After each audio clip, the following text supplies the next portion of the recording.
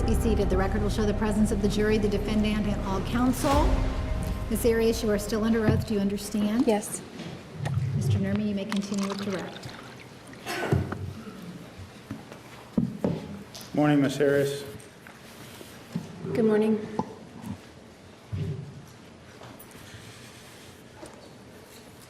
Yesterday, when we ended, we were at the point in time on June 4th, late afternoon, early evening hours, when you were about ready to depart. You were telling us before you departed, you were going to, or you and Mr. Alexander had decided to engage in this photo shoot, you called it, right?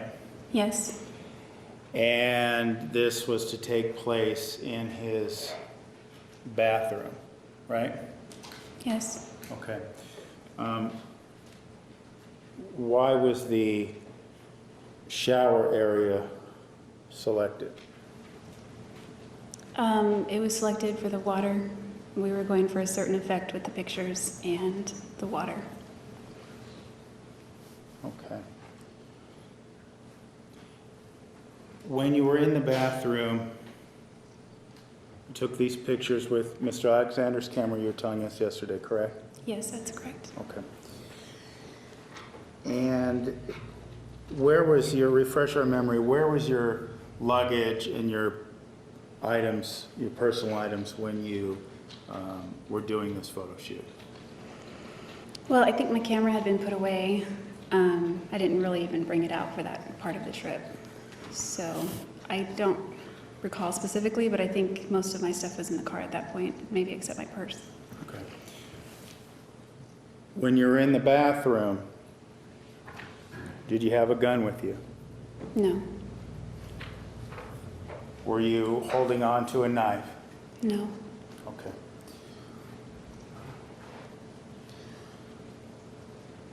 So we saw the pictures of him in the shower. Tell us what happens once he gets in the shower. I'm taking pictures of him. We were trying out different poses.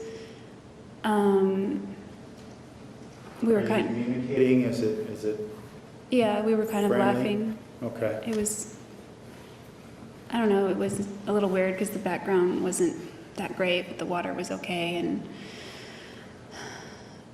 we were trying out different poses, and then we were checking the photos and deleting them, and then taking a few more and checking them and going through them and deleting them. And at one point, he was sitting, and I was taking pictures. I was probably a few feet from the shower so that the water didn't get on the camera. And I was showing him the photos, and we were deleting some. And at one point, when I went to delete the photos, as I moved the camera, it slipped out of my hand.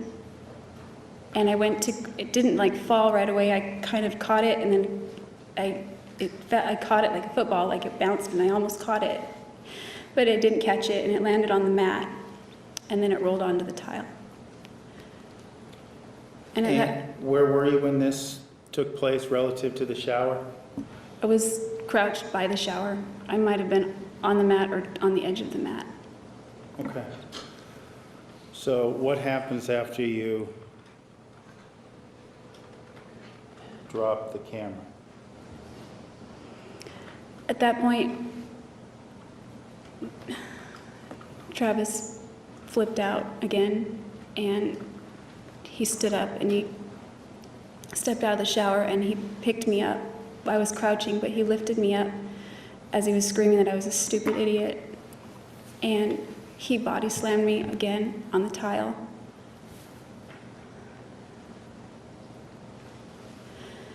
He told me that 5-year-old can hold a camera better than I can.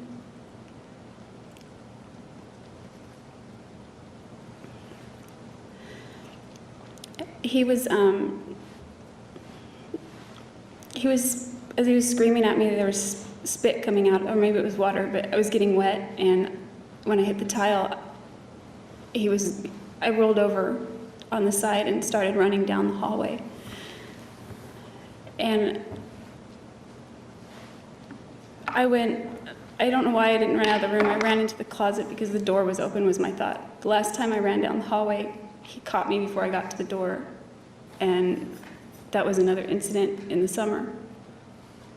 So I guess I went into the closet. And What do you mean, let's talk about that. What do you mean this summer incident? What incident were you referring to? There was an incident where he was really upset. The whole incident?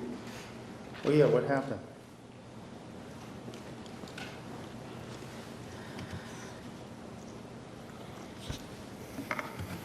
The previous summer in August 2007, I got hired at P.F. Chang's to work, and they needed my social security card, which I didn't keep in my purse because for security reasons, it was packed away.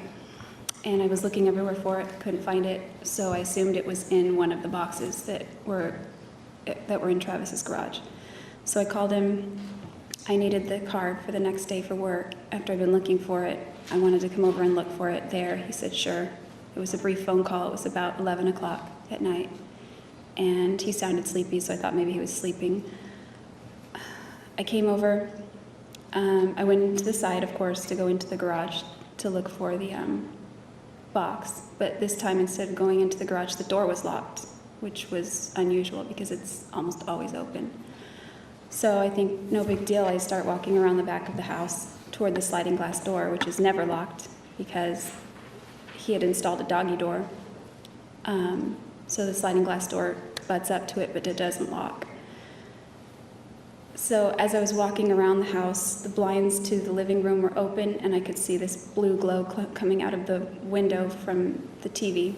And I was walking toward the glass, and I glanced in, and I noticed two people making out on the couch. And I stopped for a second because I thought that was awkward. And I assumed it was one of his roommates. So I thought, how would I handle that? You know, I thought maybe I'll just walk in real quick and say sorry, and just because I would have to walk past them to get to the garage because it was on the couch. They were on the couch. So I decided I would do that. And then as I was going toward the glass, she stood up and she rehooked her bra, and the guy stood up wiping his mouth, and I saw it was Travis. So we weren't together at this point, and I knew that there were other people that he was seeing or that I was maybe seeing, but it kind of still hurt, so I ran. I didn't go get my social security card. I just left, and I went home, and it was too late to call anybody really, so I just waited till the next day to call my sister, my little sister, but she wasn't home. She lived with my parents at that time. My dad answered, and I told him what happened because he was somebody to talk to. I didn't confide in him often, and he was asking me why I was crying. And so I just told him what happened. And so at that point I decided I'm just gonna go over there and ask him if he's dating someone. That way I can move on or something. So I went over to his house, and I went into the house, and he was in the laundry room stenciling stripes down the walls, getting ready to paint them. And I hopped up on the washing machine and sat there, and he came down on the ladder and he gave me a kiss, and I just said it flat out. I said, if you're dating someone, it's okay, you can tell me. And I told him, based on what he had said about Deanna in the past, I said, I won't freak out the way Deanna does, because he had said that about her. And he just thought that was a strange question, and he said, why are you asking me? How does this, without telling what was said, you mentioned that this correlated to the incident on June 4th. Were you in the upstairs area with Travis after this argument about seeing him with another girl? Yeah, he just let out a real frustrated scream, and he walked out of the laundry room and palmed the wall really hard with his palm. I mean, not the wall, the door frame of the laundry room, and just went upstairs, and I sat there kind of stunned. I'd only seen his temper a few times at that point. And I heard this thud, this banging, like rhythmic over and over and over, like just, it was dull and something was like hitting something over and over and over. So I jumped off the washing machine to see what it was, because he was the only one home. So I went upstairs, went into the bedroom. It was getting louder as I got toward the bedroom, and then I turned to look down the hallway, and he's banging his head repeatedly on the linen door closet. And it was awful to watch him do that, and I walked up to him sort of tentatively because he looked unstable, and he was mumbling something under his breath, and he kept saying, Okay, just what, I mean, you mentioned, did you have to run away from him that day? I finally said his name to get his attention, and he screamed "what" really loud, and he spun and looked at me like a madman, and it freaked me out. So I ran down the hall thinking I would just get out of the bedroom, but he caught me right as I reached the threshold of the bedroom. Right when I reached the carpet, he caught my wrist and pulled me back, and I was freaking out. Then he calmed down, and he explained to me that she was just a girl that he met in Phoenix, and they probably wouldn't see each other again. Okay. Moving back to June 4th, before we continue on the story, I want to talk to you about a couple of exhibits. The first being Exhibit 160. You see that? You look at that? Was that a picture that you intentionally took? No, it wasn't intentional. Okay. It got deleted. Looking at Exhibit 161.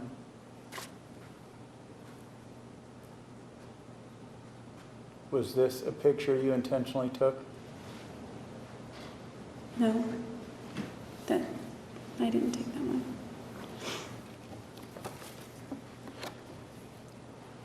Showing you Exhibit number 159. To your recollection, is that the last picture you intentionally took of Travis Alexander? I took it intentionally. I don't know what order they went in. Okay.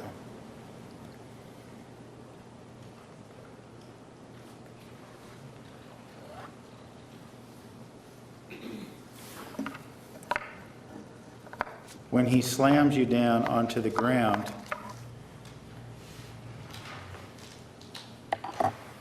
after you drop the camera, how do you feel? I was scared. I was thinking, crap, because it's everything that I was trying to avoid downstairs when he started getting mad. I was doing everything I could to avoid that, and I still didn't avoid it. I still screwed it up, and now he's pissed again. So he's freaking out. I'm freaking out. I rolled, like I said, I rolled off to my left and began to run down the hallway, and I could hear him follow. I could hear his footsteps chasing me. Were you scared when he was chasing you? Yeah, I didn't want him to grab me again. What were you scared that he would do? Who knows? At that point, he had already almost killed me. I wasn't thinking when he almost killed me before that I was going to possibly die. I was just thinking I couldn't breathe, no air. That's all I could think of before I passed out. But it was later on that I realized that I could have died if he had just held on to my neck a little longer. So I didn't want that to happen, obviously. So I ran into the closet and I slammed the door, and I intended to run through the opposite end of the door because it has another exit. And as soon as I got in there and began to run, I remembered where he kept a gun. So I grabbed it. I jumped up on the shelf, kept it on the very top. I grabbed it, and then I ran out the other door as he was opening the door. And he ran, chasing me, and I turned around and pointed it at him so that he would stop chasing me.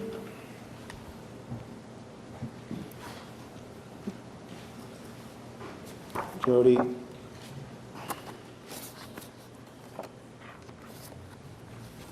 want to show you what's been marked as exhibit number 70.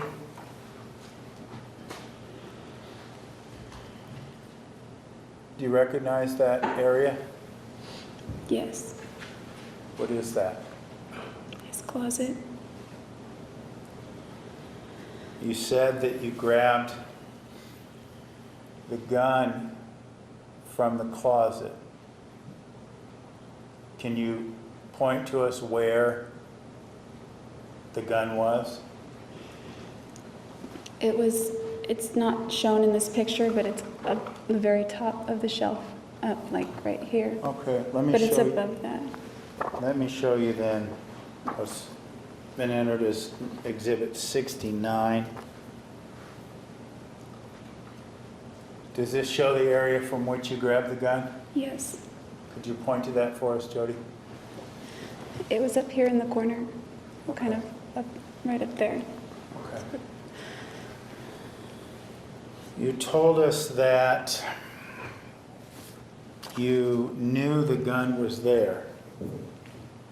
How did you know that? I had known he had it. I found it one day when he used to give me projects when I would clean.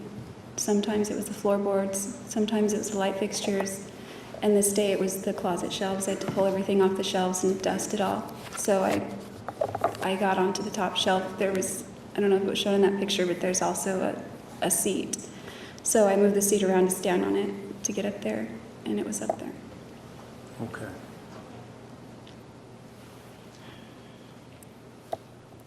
So you were told us that you grabbed the gun and got out through the closet, correct? Yes. I want to show you what's been marked as Exhibit 162.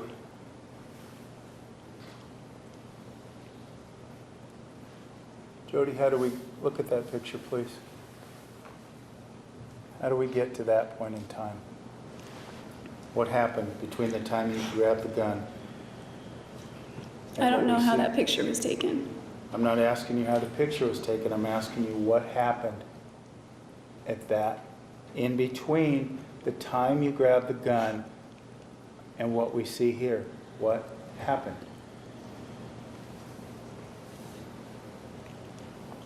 When I grabbed the gun, I ran out of the closet. He was chasing me. I turned around and we were in the middle of the bathroom. I pointed it at him with both of my hands. I thought that would stop him. If someone were pointing a gun at me, I would stop. But he just kept running. He got like a linebacker. He got kind of low and grabbed my waist. But before he did that, as he was lunging at me, the gun went off. I didn't mean to shoot him or anything. I didn't even think I was holding the trigger. I just was pointing it at him. And I didn't even know that I shot him.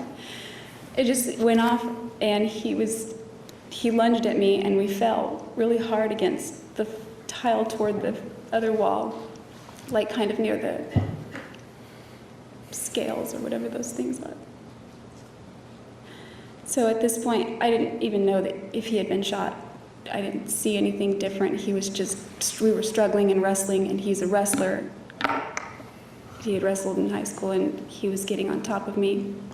And I didn't want him to get on top of me because when he had done that in the past, I can't get out of those holds that he gets.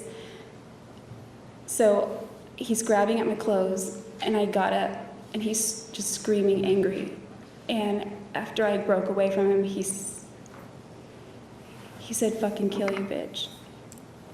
And Before he lunged at you, was he yelling at you and threatening you? To your recollection?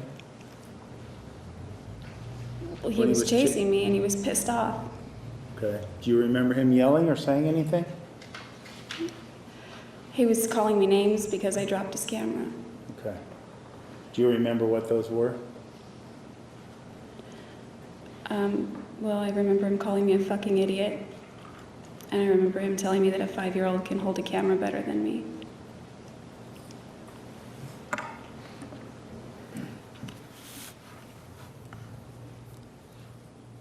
Do you remember saying anything to him as he lunged at you?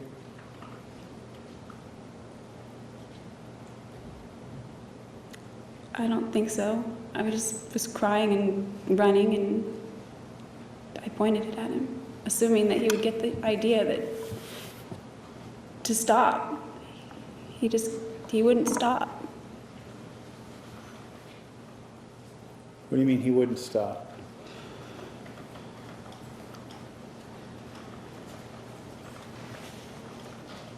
Well, after the gun went off, I thought, oh, crap, because now he's really going to be pissed. I didn't know that I shot him. I thought I shot a hole in the wall or something, and I'm thinking he's really going to be pissed at me now. So now he's telling me he's going to kill me, and I think after he said that, he had almost killed me before, and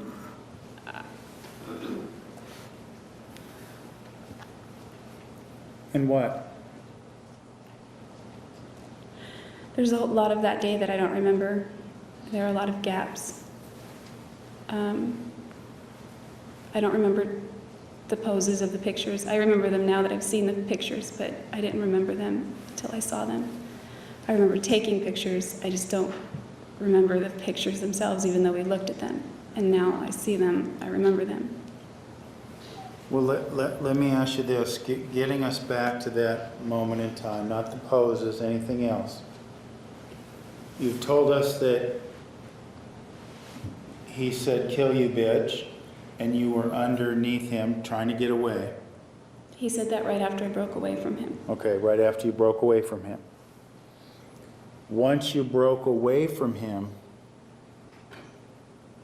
what do you remember? Almost nothing for a long time. There are some things that have come back over years, but nothing. I don't know if those are things that I'm thinking of from before or if it's that day. It's confusing. There is like a huge gap. Like, I don't know if I blacked out or what. There's a huge gap.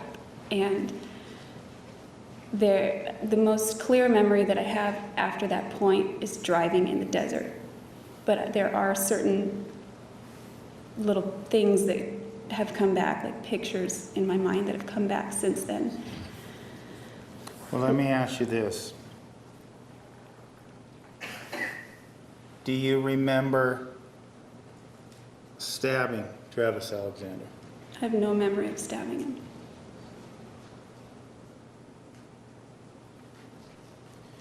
Do you remember, as we see here in Exhibit 162,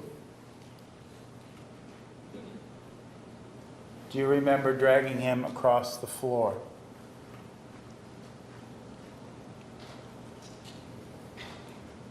Oh.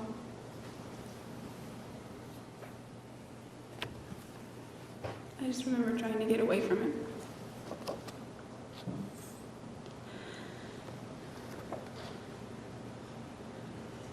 Showing you Exhibit 73.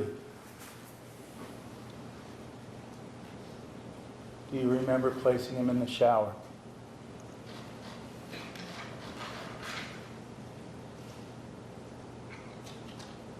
I'm sorry, that's no.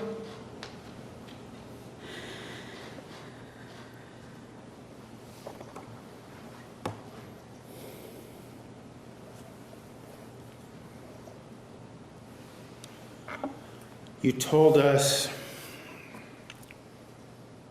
that after running away from him, you don't have any clear memories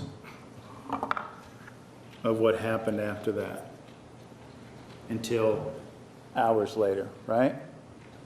I have a few memories, but nothing super clear. Okay, tell us about those memories. I have a vague memory of putting the knife in the dishwasher, but I've put the knife in the dishwasher before, so I'm pretty sure it was that day. Do you know where you got the knife from? It was upstairs. Okay. Are you assuming that, or do you remember that? I'm assuming that. It hadn't been moved since he cut the rope. What's that? I don't think it had been touched by either of us since he used it to cut the rope. What else do you remember from after the time that you crawled out from underneath him?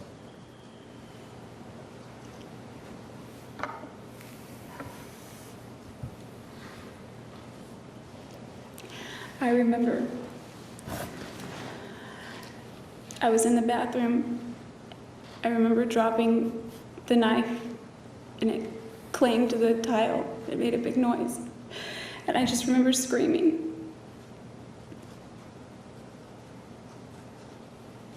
I don't remember anything after that. Not immediately. Do you remember where he was when you were screaming? I think he was next to me on the floor. I don't know. Do you know where you were? I was in the bathroom.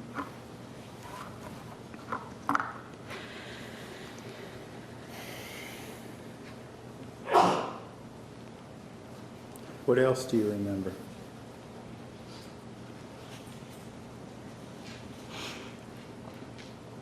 Not much. Does not much mean nothing? I remember more the feeling of that time, not pictures and things that I can bring back. Tell us about the feeling.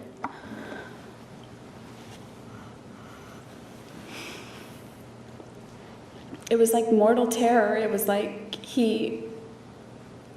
I pissed him off the worst I'd ever seen him pissed off. And then I tried to stop him, and then I pissed him off even more. And I thought, shit, I'd really, really pissed him off. And he was angry at me, and he wasn't going to stop. What do you mean by he wasn't going to stop?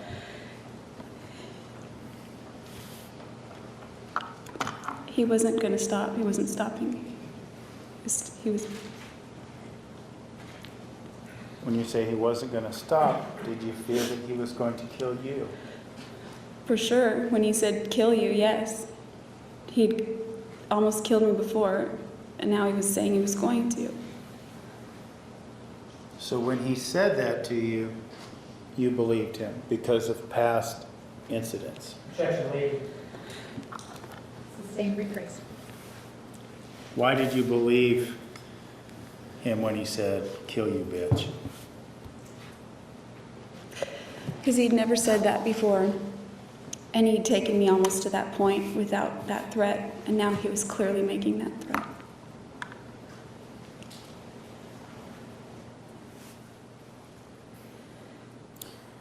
You told us your last memory in Travis's bathroom was sitting on the bathroom floor screaming. I don't know if I was sitting or what, I just remember dropping it. Okay. Dropping the knife? Yes.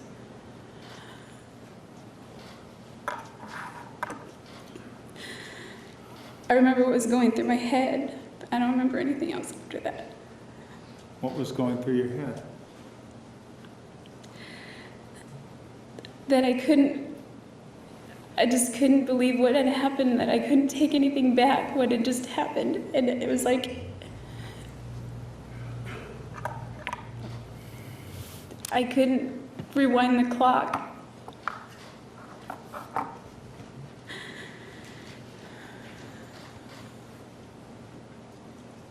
Did you realize all that had happened?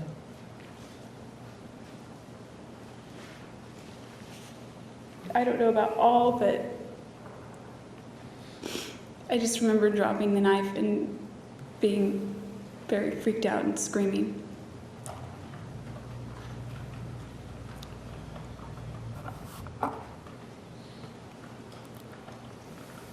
After remembering that feeling and dropping the knife in the bathroom, and some of the other memories you've shared with us, what is the next point in time for which you have a memory?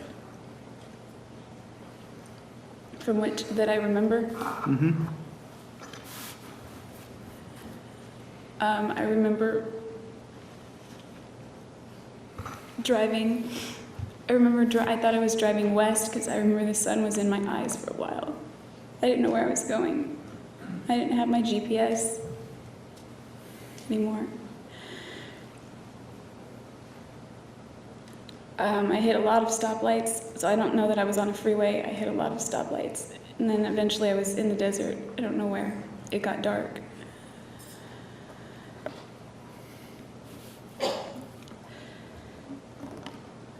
So you don't remember really even driving, other than what you've told us?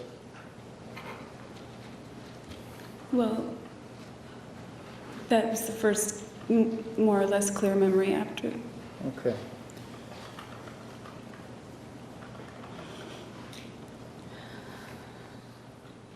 Did you have thoughts about what happened?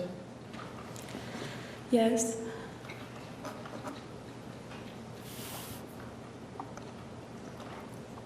At that point in time, when you were pulling away and driving away,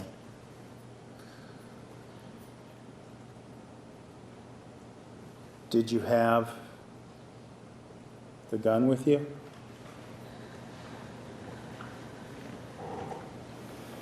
I don't remember bringing the gun with me, but I remember throwing it. Throwing it where? In the desert.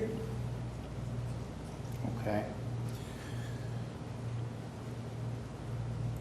What about the rope he had tied you up with? Did you take that with you? Yes. And do you remember what you did with that? Eventually it went into a dumpster. Where? It was behind a gas station. I think it was somewhere after St. George. I don't remember. It was getting light out, wherever I was parked at that point.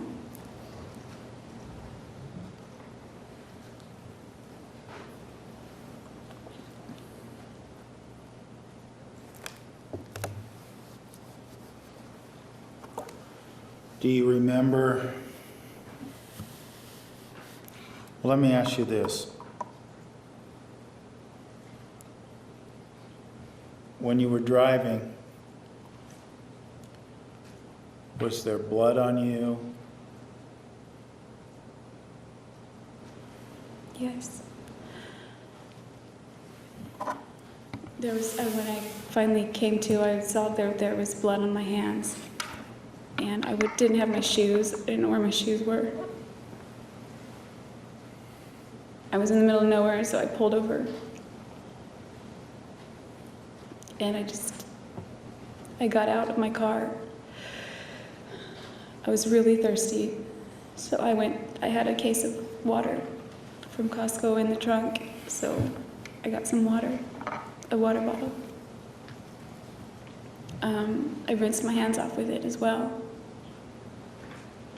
I got my other shoes. I had business shoes for the prepaid thing, and I got those on.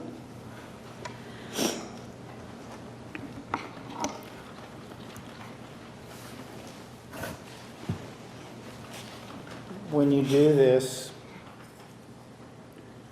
you have the water, you're cleaning the blood off yourself. And did you stop and clean yourself up before you disposed of the weapons or after you disposed of the weapons? Or is it all one stop? Well, I don't remember what happened to the knife, so it wasn't in the car with me. The gun was when I stopped. And the rope was after that. Another stop. When you got to this point in time then, did you do so with the full realization of what had happened in the bathroom? I don't know how full my realization was, but I knew that I knew that it was really bad, and that my life was probably done now. At this point in time, did you believe that Mr. Alexander was dead?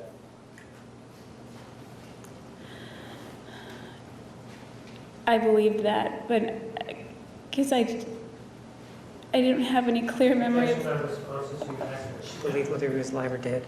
Restate your question. Explain to us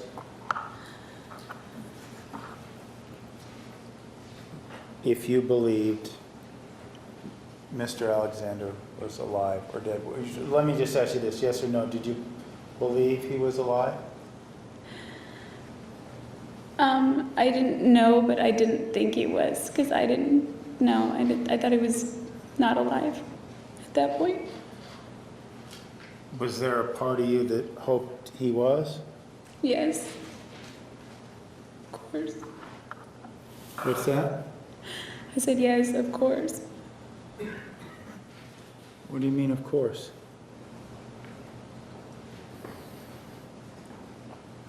I wish that it was just a nightmare that I could wake up from.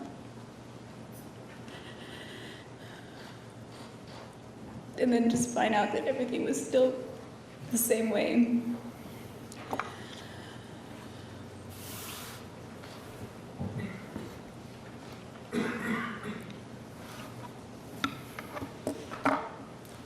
Did you still love him? Yeah, I did.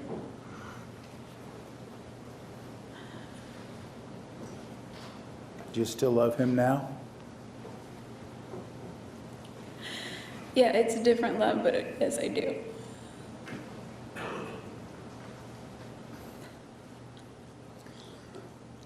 Now, after you have cleaned yourself up and you disposed of the gun and the rope,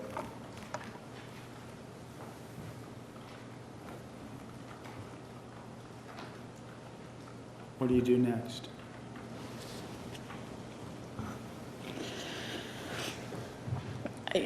I started looking around for the charger that I thought I left because Matt hadn't answered his phone and told me it was there, and I started cleaning out the car, and it was under the seat of the passenger side. So I plugged it in. I turned on my phone. There was no reception.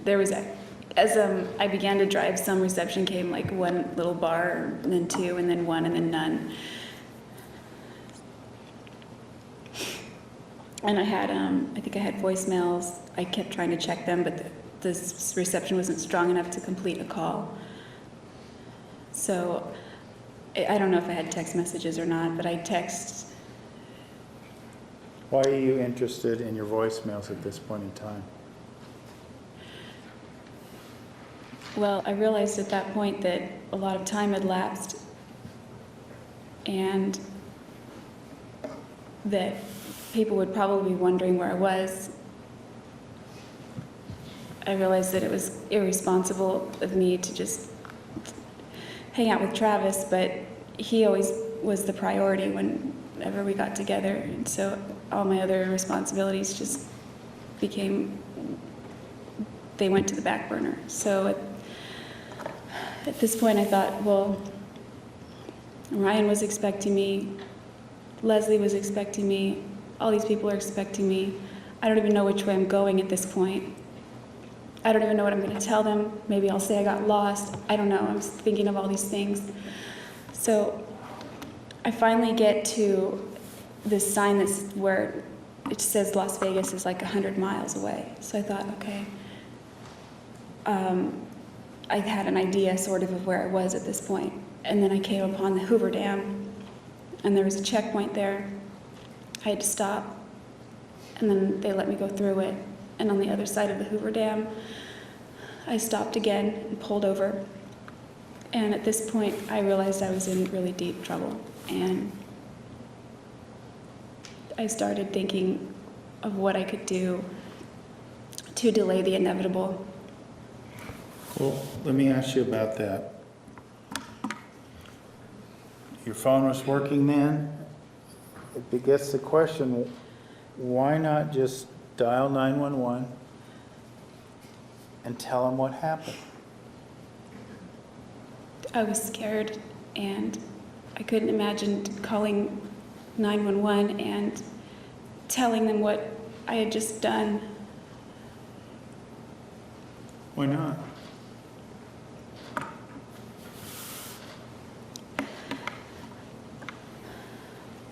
Well, I was scared of what would happen to me. I was scared of a lot of things. I was thinking of all kinds of things. My family, myself, what would happen. I was thinking of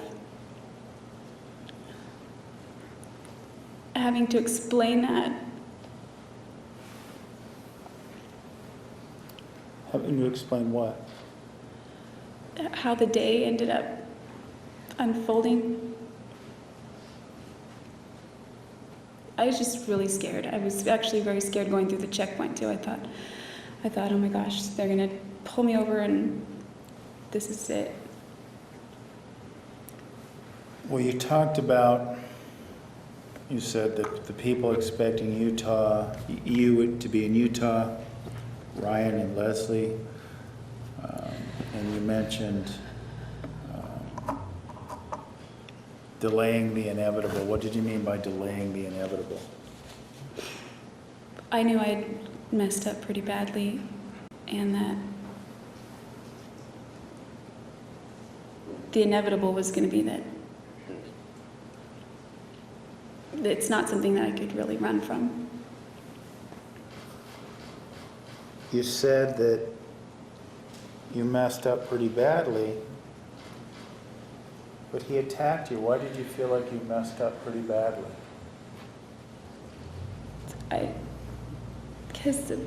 He attacked me, but I don't know, I didn't look at it like that. He had attacked me in the past and nothing happened. Nothing like this. But it was different this time, wasn't it? It was different. It was heightened. Okay. So you felt a sense of remorse about what happened? Of course, I wanted to rewind the clock and just...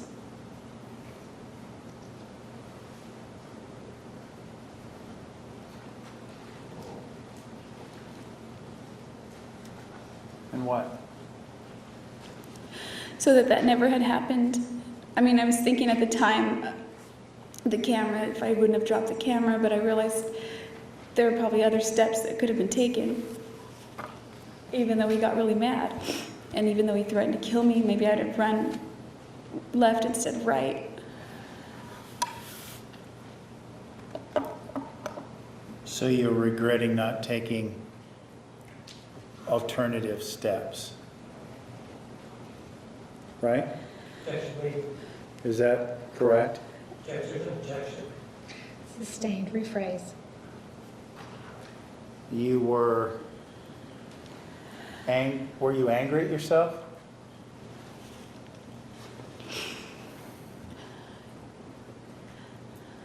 I was feeling a whole lot of emotions. Mostly I was very scared.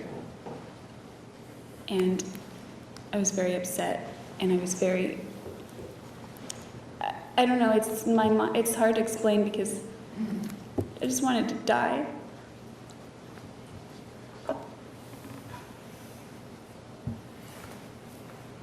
Did you contemplate killing yourself at that point in time? Not that very moment, but yeah, I did it thereafter. Okay. Well, let's stay in that moment for now. Talk about delaying the inevitable and how you can't run from this. People are waiting for you. What do you decide to do?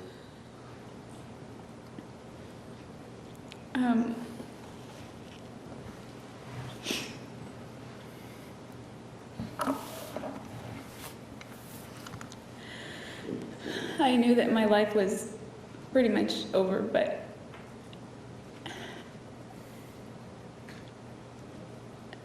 I didn't want anyone to know that that had happened or that I did it. So I started taking steps, or what I could do in the aftermath of it, to try to cover up that I was there.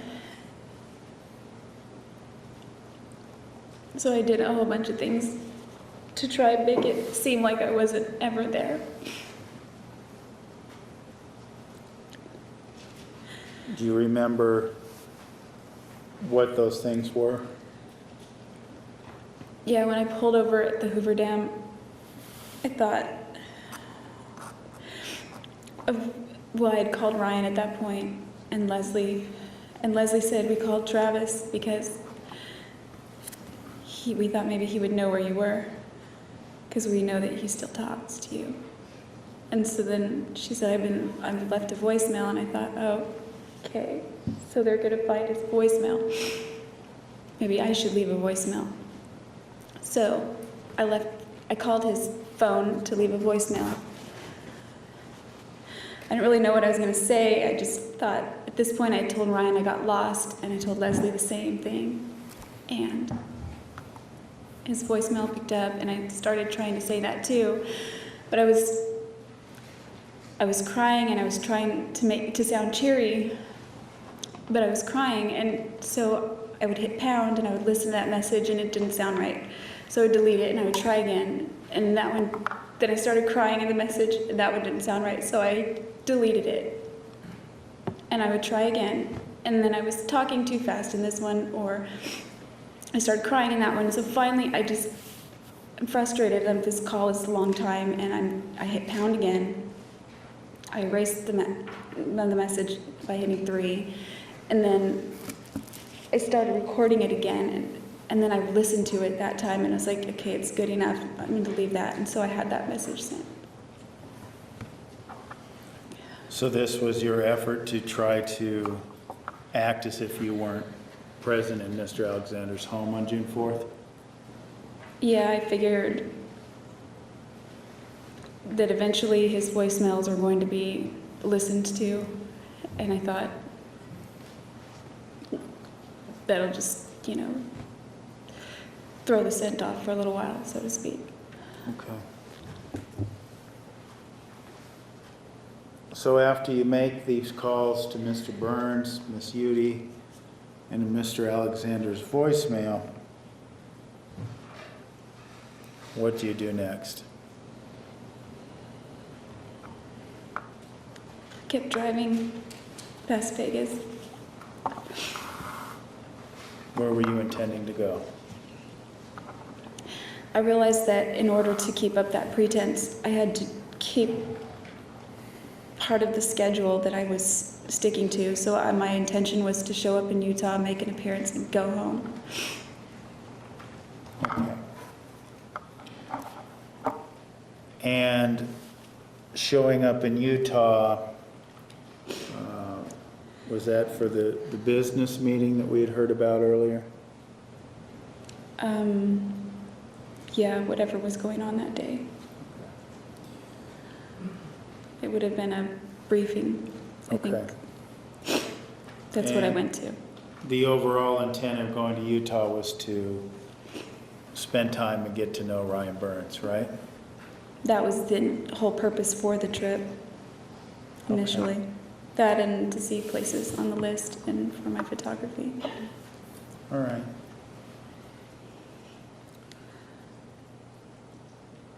So when you were driving from the Vegas area to Utah,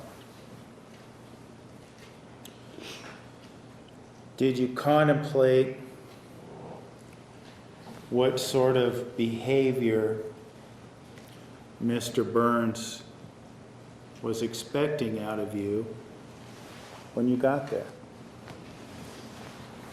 Yes, I was contemplating what kind of behavior anyone would expect out of me, which would just be the same me, or normal, or trying to act like my same happy-go-lucky self that I tried to always be.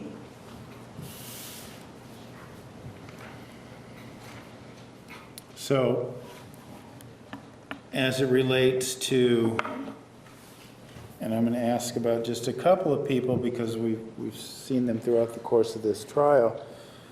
How did you try to act in front of Leslie Udy that would be quote unquote normal? Just positive, not emotional. Okay.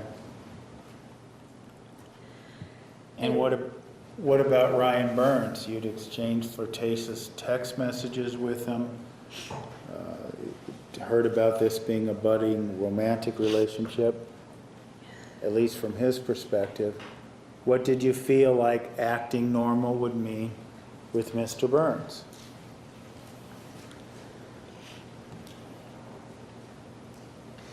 I didn't know, just hanging out and trying to act like, oh, I just got lost, you know?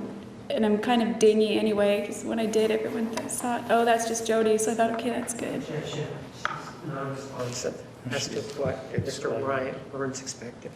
She's explaining why in her behavior, Judge. Overruled. You may continue. So I don't remember what I was saying. I just was trying to act like myself.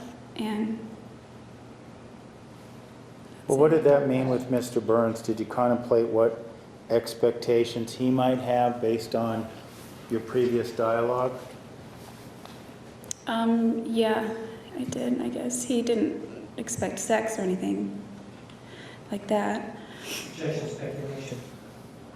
Sustained. In your opinion, when you were contemplating what he would expect out of you, was sexual intercourse something that you thought he would be expecting from you? No, it's not anything we discussed. Was physical contact of a sexual nature something that you thought that he might be expecting? No. I don't know about what you mean by sexual. Well, let me ask you this then. I'll put it more directly. Do you think, in your efforts to appear normal, do you think that he might have been expecting the two of you to kiss? Objection. Speculation as to, again, what he might have expected. It goes to her perception. I'm not asking his. I'm asking hers. All right. With that understanding, overruled. You may answer. Yes.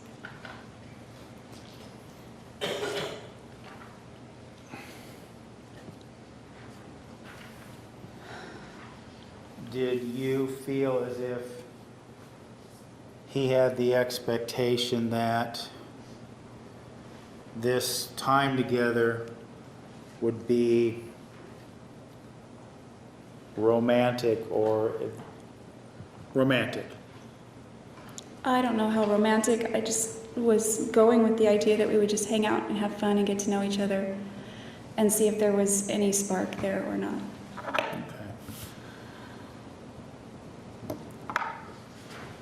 When you were in Utah, did you kiss Mr. Burns? Eventually we kissed. Did you cuddle with Mr. Burns? Yes, I went to sleep. Why? Why did I go to sleep? No. Why did you kiss and cuddle with Mr. Burns? Well, I showed up at his house. He had given me directions there. We were hanging out, watching a movie. I was laying on, I don't know if it was a couch or a bed or what, or a love sack, I can't remember. It was just furniture in his room. And we were watching some, like, scary movie, I guess. And he was laying next to me. We weren't, like, really touching, but we were kind of laying next to each other. And I don't know, I felt safe right there, and I figured, like, if I don't kiss him at all, I don't know, I guess I just wanted to seem like normal. I wanted to seem like I was okay, like things were okay, like like I didn't just do it, I just did.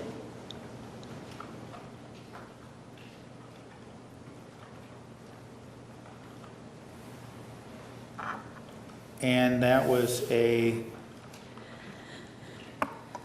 pretense you kept up for about a day or so with Mr. Burns?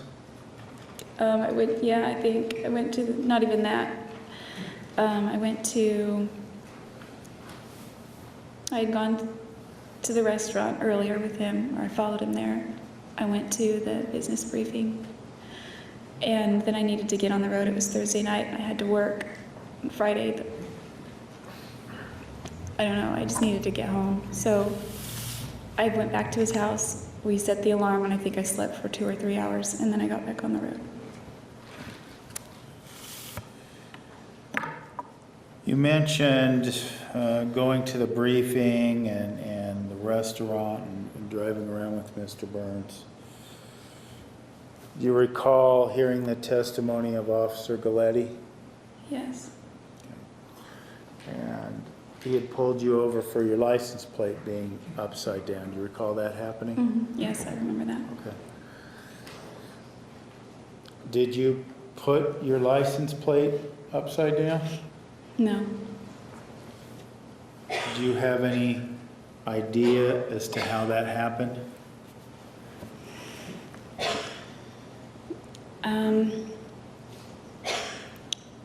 I had told Ryan that Objection, hearsay, speculation. Approach.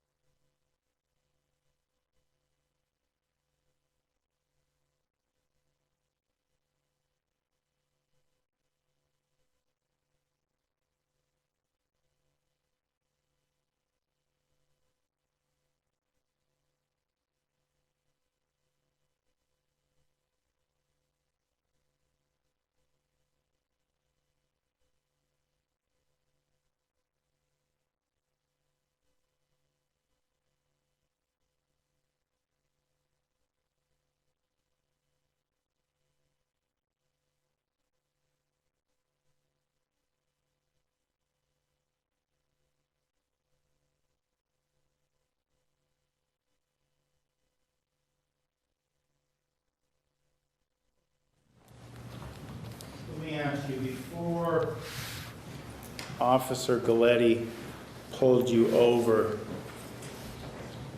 did you know that your license plate was upside down?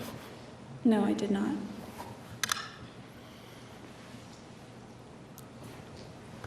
Do you have any reason to suspect how your license plate might have got upside down?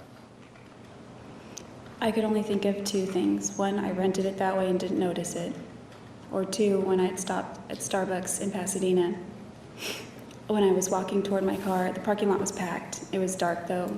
Obviously the parking lot lights were on. As I was walking toward my car, there were some skaters, young kids that were skating. They were kind of snickering and skating away from the car. And I didn't think anything of it.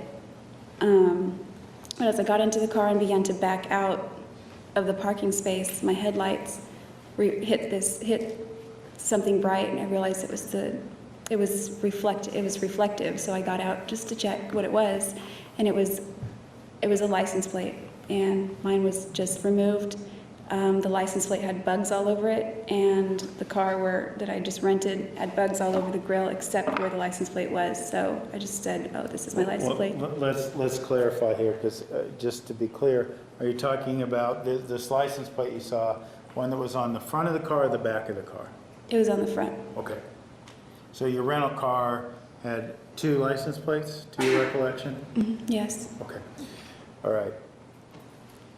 So at that point in time, did you notice your rear license plate being upside down? No, it didn't occur to me to check it. Okay. And when, or after Officer Galletti pulled you over for having the license plate upside down, did you yourself have the tools necessary to correct that problem? No, I didn't. I was going to ask the owner of the restaurant if he had a screwdriver. So then Ryan, I guess, did it for me. I didn't have any of that to do. Okay.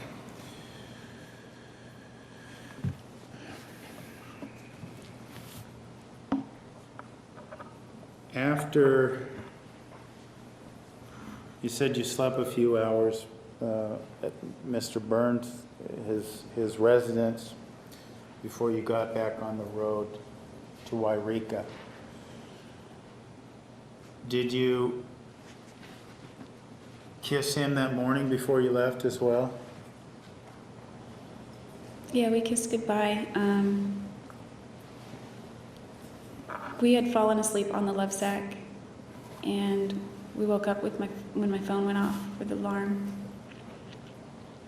And yeah, we kissed. Okay. I mean, we weren't like making out, not like he said. But yeah. Okay.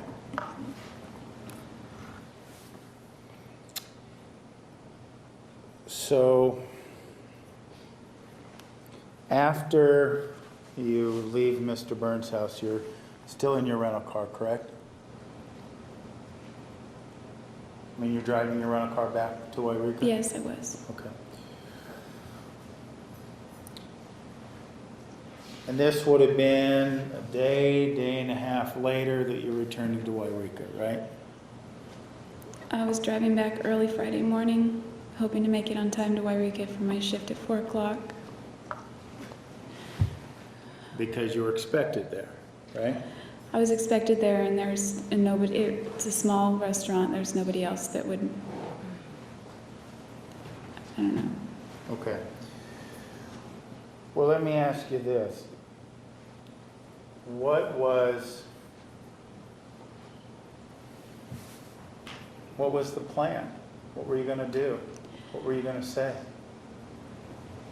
When you went back home? I didn't have a plan. I just wanted to go home.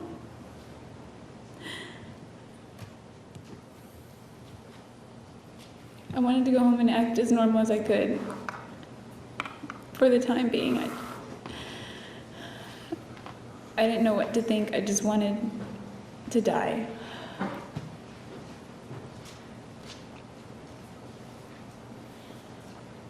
You said you wanted to die. Did you contemplate killing yourself on your return to Wairika? Objection, Roberts.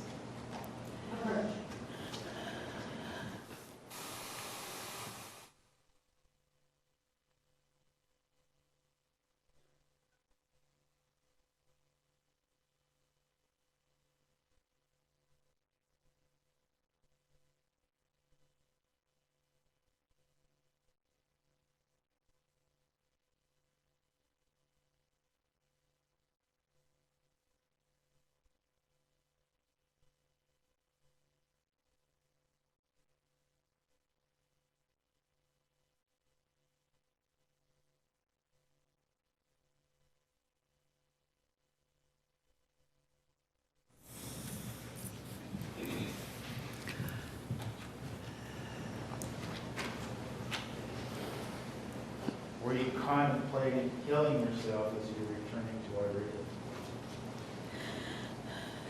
Wairika? I wasn't formulating plans to commit suicide on my return trip, but I did after that.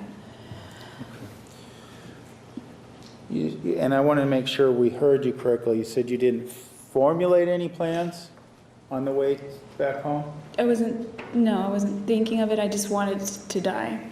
Okay. When you went to Utah and when you were going to go home back to Wairika, did you have injuries? Yes. What were those injuries? I guess they were like scrapes and things all over my ankles. And I had cut myself downstairs the day before. Well, I guess it would have still been June 4th. before we woke up, before we went to bed, I was getting water in the kitchen. I dropped one of his glasses and broke it.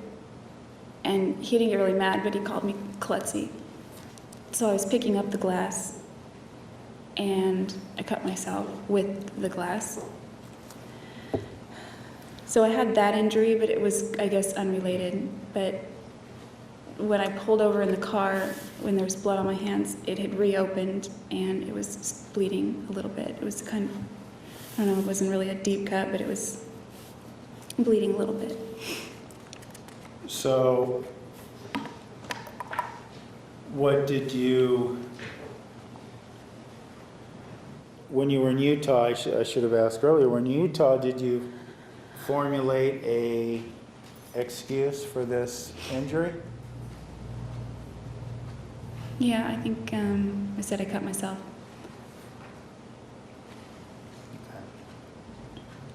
Okay. Any explanation how? The week before, I cut myself really badly at work, so I think I just said, oh, I'm a bartender, I cut myself. I think it was actually June 1st, I cut myself. And I remember that because the date was on the photo in my phone. Okay. Did you get back home to Wairika? Yes. Did you get there on time for your shift? I think if I was late, it wasn't very late. I was there. Okay. I think I was late that day, but I made it there. Do you work the rest of your shift? Yes.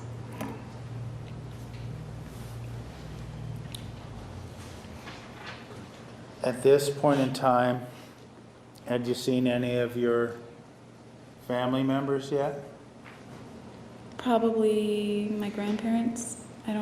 I went home, I think, and changed into my work clothes real fast and drove over to the restaurant. Okay.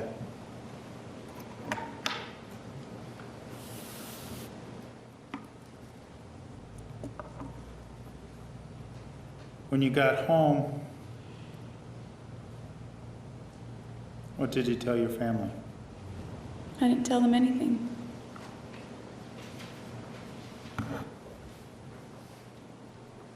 Just tried to live as normal? Basically, I tried to act like nothing had happened and just waited for the clock to tick down.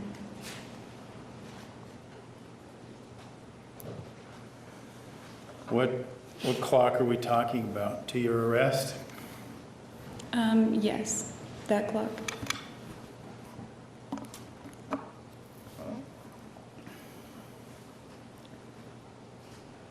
You said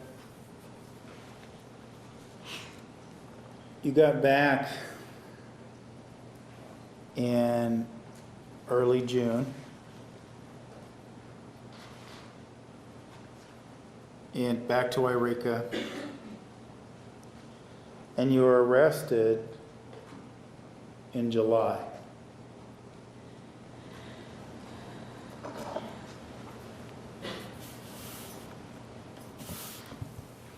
Did you ever contemplate or attempt suicide during that period of time? Yes. Not attempted. I took steps to. What were those steps? I bought a gun.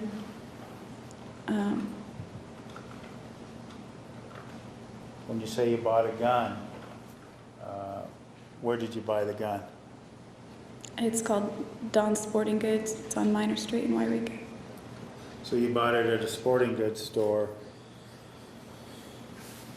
Did you need to get a license in California? Yeah, California requires a 10-day background check and then for the gun to be registered.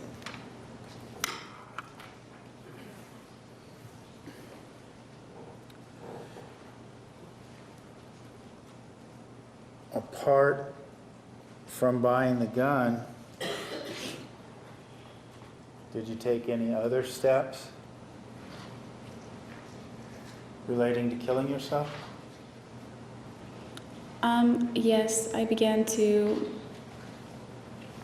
prepare for, like,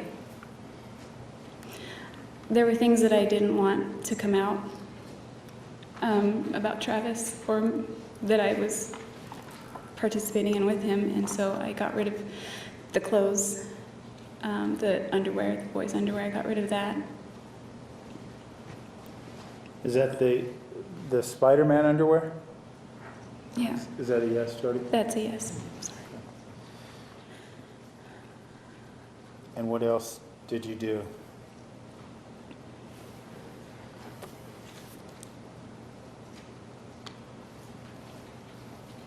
Do you mean to get ready to commit suicide? Yeah.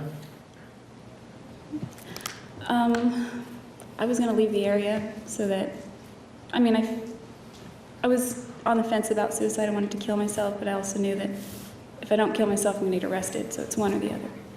So I decided to move. I was going to move back to Monterey so that regardless of which one came first, it wouldn't have to be in Wairika. Why didn't you want to be in Wairika when either of those two events took place? I guess I just thought that it would be easier if I was not, easier for my family if it wasn't right in their backyard, so to speak. Either alternative? Yes.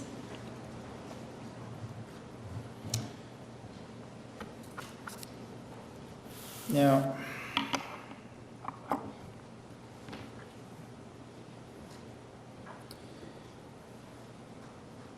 apart from buying a gun, though, we know that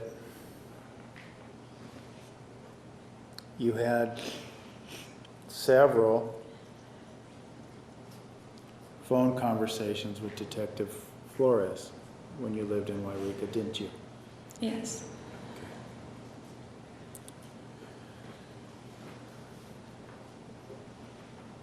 Those came to pass after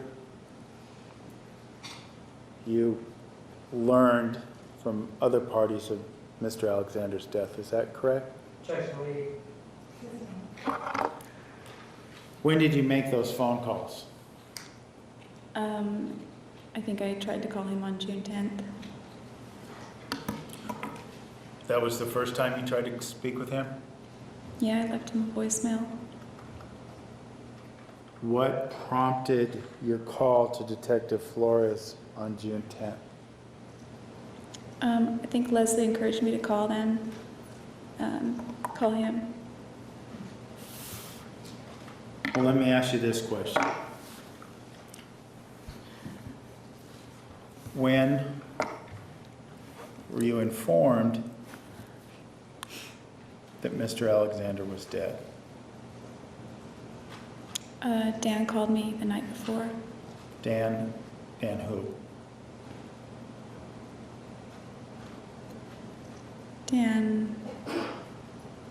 Dan called me and told me, Objection, no response, so she was asked Dan who. oh, Dan who? Yes. I'm sorry, Dan Freeman, Daniel Freeman. He didn't tell me that he died. Objection, no question. Sustained. I'm sorry. He told you that Travis died? He did not. What did he tell you? Objection, Pearson. 6-sided evidence, Judge.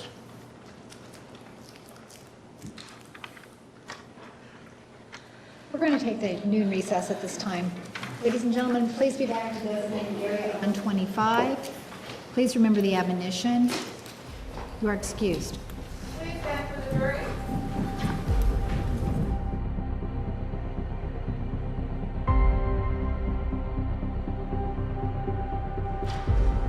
Please be seated. The record will show the presence of the jury, the defendant, and all counsel. Mr. Nurmi, you may continue with direct examination. Thank you, Your Honor.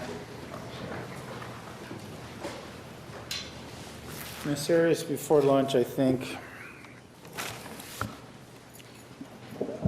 when I spoke to you about returning from Mesa from Utah to Wairika, you were still driving your rental car, is that correct?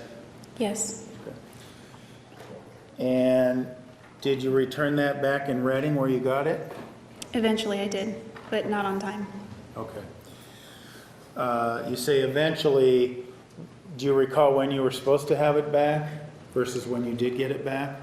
Yes, I was supposed to return it the same Friday, and I ended up returning it on the Saturday instead. And why were you a day late? Was this because of the time you spent with Ryan Burns, or?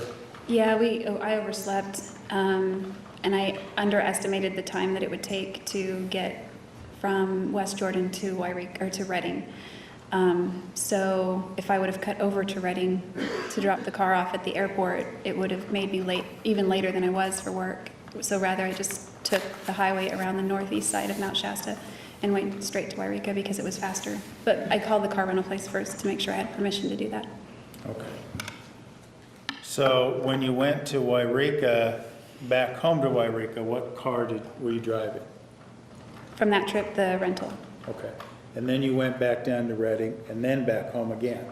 The next right? day I went to Reading. I think it was my sister-in-law that drove me to the airport and then back to her house where my car was parked at my brother's house. Okay.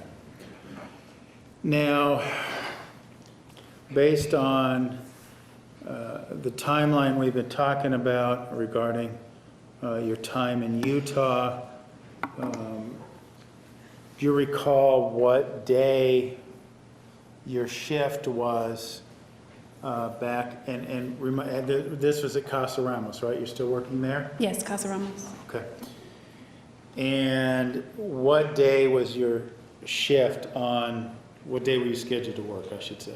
That Friday, I think I was supposed to be there at 4 or 4:30. Okay. So you say you went to your grandma's, changed, and went straight to work, right? Yes. Okay. And because of that schedule, you didn't have an opportunity to speak with your family before the end of that shift. Is that accurate? No, I was in a rush. I didn't have an opportunity. I just ran home. I was already late, so. Okay. And you were living at your grandparents' at this time? Yes. Okay. And based on what you told us before, you had, at this point in time anyway, a pretty good idea that Travis is dead, is that right? Yeah, it's something I wasn't accepting in my head, but obviously I kind of knew it, but I wasn't like facing it, if that makes sense. You wanted to deny that reality, right? Very much. Okay. When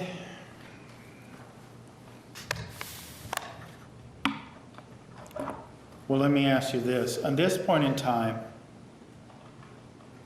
did you have any knowledge of anyone else knowing of Travis's death? No, as far as I knew. Were you thinking, or were you fearing that that might happen soon? Yeah, I assumed it was going to, and I was definitely not. I was definitely fearing that. When did that fear become a reality? I think it was early in the morning on June 10th, sometime after midnight. Dan Freeman called me, and I saw his name on the caller ID when he was calling my phone, and I thought that that would probably be the phone call that I was dreading, and I answered it, and he told me that something... Hearsay. Based on that phone call, did you come away with the understanding that Mr. Alexander had been found dead? That wasn't definitively said, but I assume that was the case. Did you said not definitively said, did you seek out other confirmation of this? Yes. And whom did you contact? Through Dan Freeman, I learned who was there, and I began calling. I called his friend, Travis's friend, Brent Hyatt. There was no answer, so I called. I don't remember if I called Zach Billings, his roommate, but I was talking to his girlfriend. She wouldn't say much, and then I was able to get Bishop Layton's phone number. That was the bishop to Travis's ward. I was told he was there, and by then it was like 3 a.m, and I called Bishop Layton, and that's when he told me. Told you that Travis was dead? Yes. How did you react to that news, at least him telling you of that news? Objection to relevance. Approved.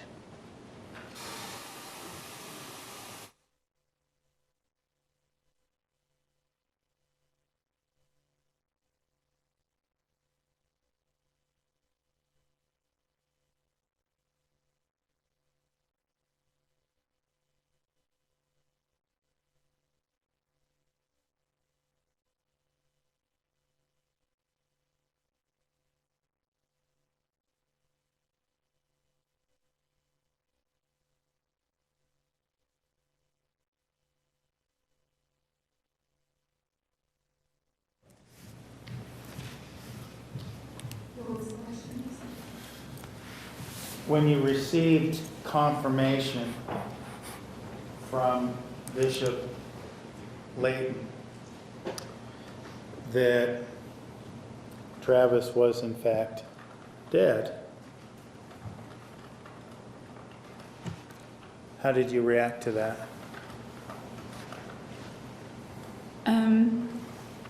I just remember I was in the living room at my grandmother's house on my phone, and I doubled over and started sobbing really hard, and I couldn't stand up. Prior to you learning that information, or hearing that information from Bishop Layton, was there still a part of you that was hoping that he really wasn't dead, that he was just injured? I was hoping the whole thing wasn't real, and it was just a nightmare, and that, of course, I was hoping none of that had ever happened. And when you heard that from Bishop Layton, that's when you realized that hope was dashed. Is that fair to say? Objection leading. Sustained. Was that hope that it was a nightmare gone after you talked to Bishop Layton? Reality set in a lot more than that. I still, to this day, I wish it was just a nightmare. But I wasn't able to just deny it as much in my head, or it was more like facing me squarely and, you know.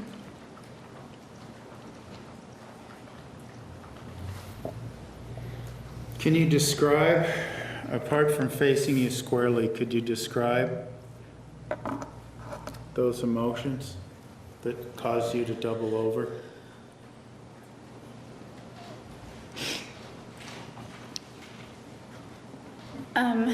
It's more like things that were going through my head. What was going through your head? I didn't know how his friends had found him, and I thought of what everyone was going through, and I thought of Napoleon.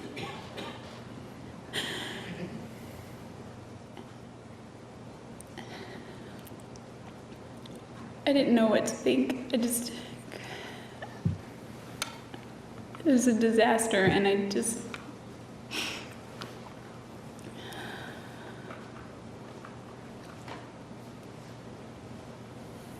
had to hang up with Bishop Layton.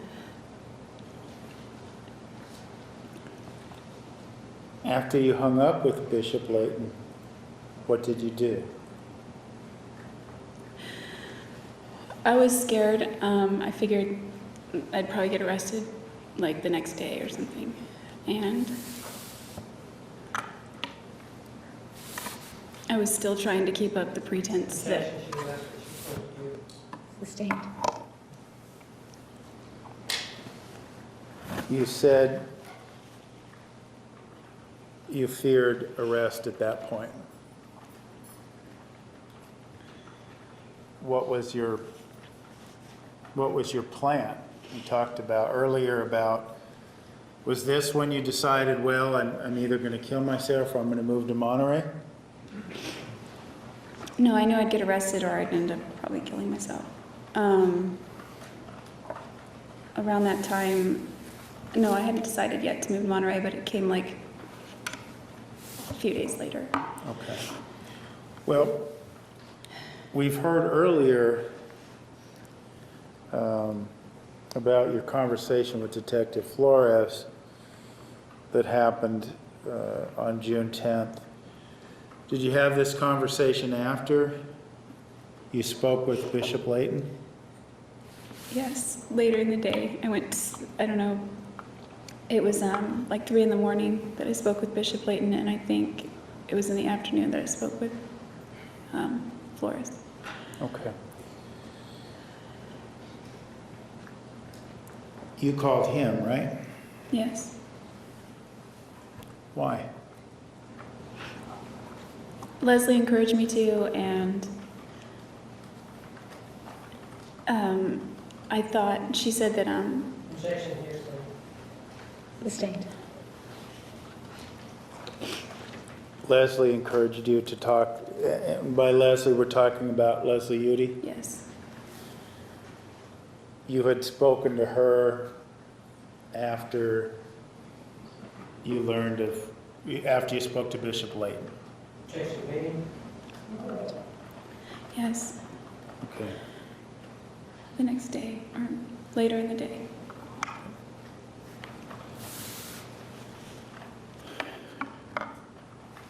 Now, when you call Detective Flores, what? Obviously, you just told us, Leslie, Miss Udy had encouraged you to do so. But beyond that, did you have your own reasons for contacting Detective Flores? Yes. And what were those? I thought that if I didn't call him, it would look more suspicious than if I did call him. So in an effort to pretend like I was never there, I called him. Okay. Why not call him and tell him what happened? I was scared to do that. I mean, I just couldn't imagine admitting to something like that. I couldn't even imagine doing something like that.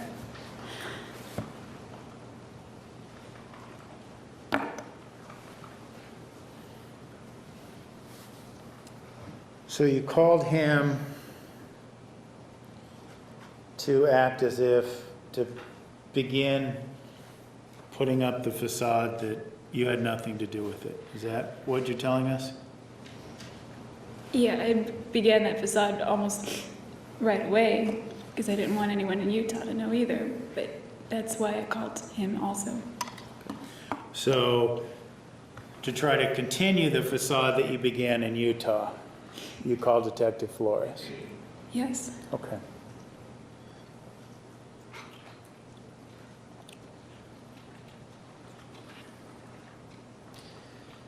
Now, we talked earlier about a gun you had purchased. We talked about suicide and about a gun you had purchased at, I believe you told us, Don's Sporting Goods, right? Right. Okay. When, and you said you went through a background check and everything. When was it that you purchased that gun? I think I purchased it on July 1st and took possession of it July 11th, if I Okay. remember correctly.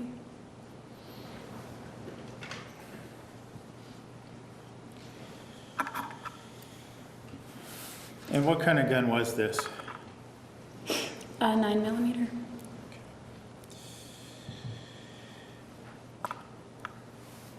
Now, there is a lot of time between June 10th and early July. 3 weeks or so. Did you make any attempts to kill yourself during those 3 weeks? No.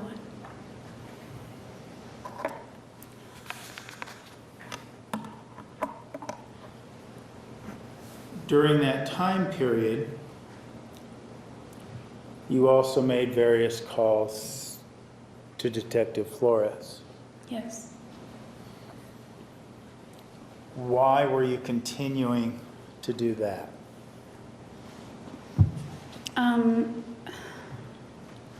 A few reasons. One, I wanted to continue to act like I was participating. And two, I kind of also was calling him to see what information I could garner from him.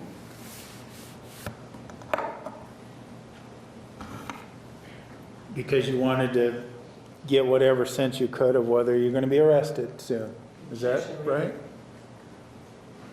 Rephrase this time. Would it be fair to say you were trying to see if your arrest was imminent?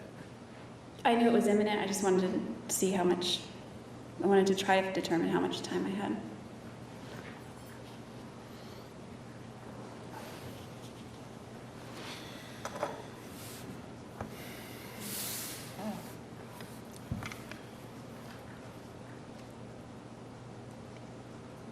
Given that what you said before about killing yourself and not seeking a gun out until July, you were living at your grandparents' house, you had access to guns, right? Yes. My parents had guns also. Well, did you ever contemplate using one of those guns to kill yourself? No, the idea to use a gun to kill myself didn't really come to me until I had possession of the gun and I realized how easy that could be. You said it didn't come to your mind until you had possession of the gun. Is that right? Yes. Okay. So it sounds to me like that wasn't, the killing yourself wasn't the reason you purchased this gun, that there must have been some other reason. Is that accurate? Yes, that's accurate. Okay. Why were you choosing to purchase this gun at the sporting goods store? Several reasons.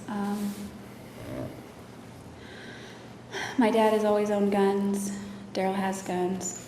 Matt has guns. Most of the men that I've spent time with have guns. My grandfather has guns. It was something that I wanted to someday see myself being a responsible gun owner, and so that was something I'd always thought of doing. Around that time, in the spring, I was working at another restaurant called Purple Plum, and I made friends there. And one of those friends was going out to pan for gold. It sounds silly, but the Klamath River nearby has gold in it still. And we used to go out there and kick up the sediment, and you can see the gold in the water and all that. I was invited out there, and I wanted to go. It would also be like a camping trip.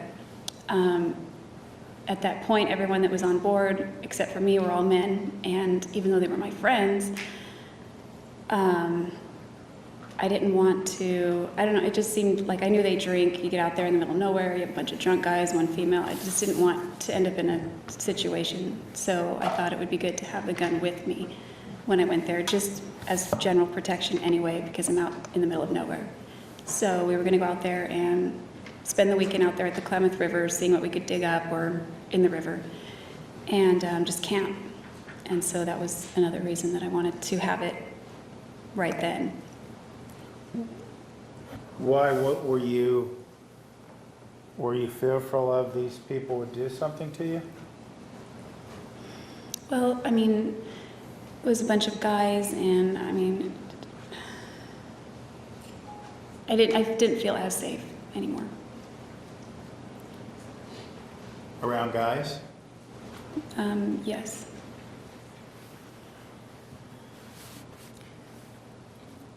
And you say anymore, you mean after June 4th? Definitely after June 4th, yes. And it was kind of a progressive thing, but I didn't feel safe at all after June 4th. Now,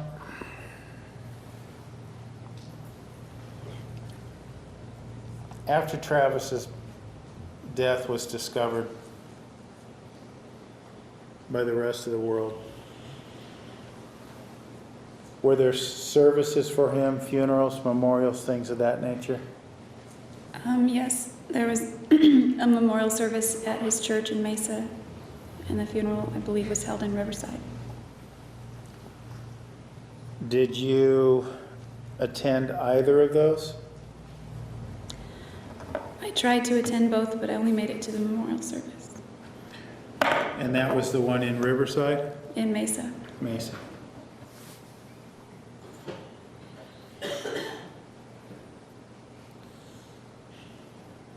Given what had happened, why did you want to attend those services? I thought that if I didn't show up, it would look suspicious because Travis and I were close, and a lot of people knew that, and he also told me one time that Objection, hearsay. Why did you feel the need? Had you made a promise to him that you would?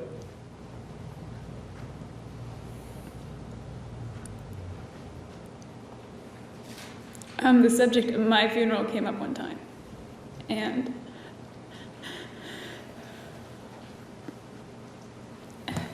he said, "I'm sorry, keep forgetting." Named.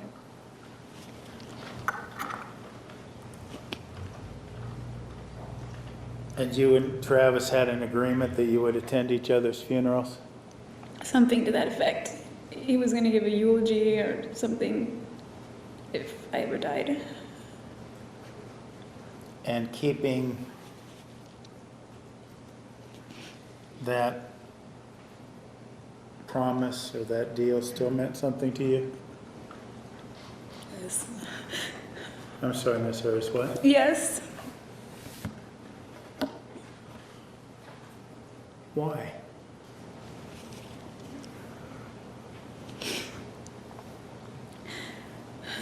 Because he would have come to mine, and even if it was in Antarctica.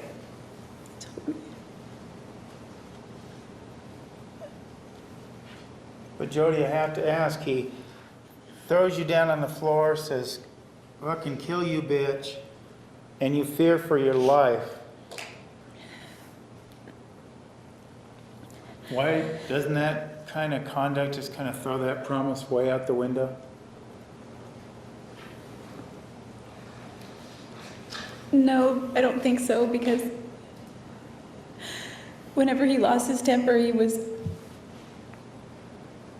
he seemed genuinely ashamed about himself afterward, and that's not the kind of person that I believed he was at the core of himself or who he wanted to be, so it wasn't like one of those things.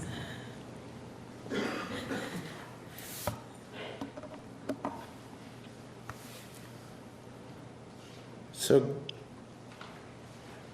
you still viewed him as a good person.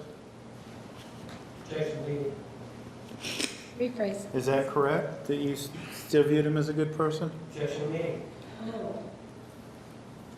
I believed in him and that he wanted to be a good person, and Objection beyond the question. She was asked whether or not she did view him as a good She's person. answering, Judge. She's Overruled. totally responsive. Complete your answer.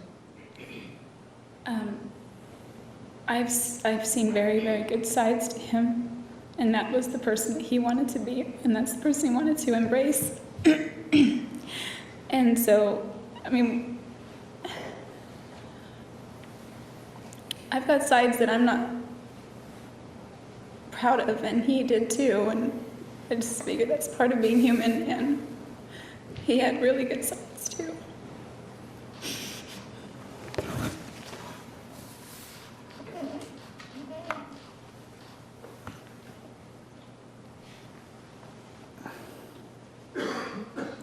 By that point in time, had you forgiven him for attacking you that day?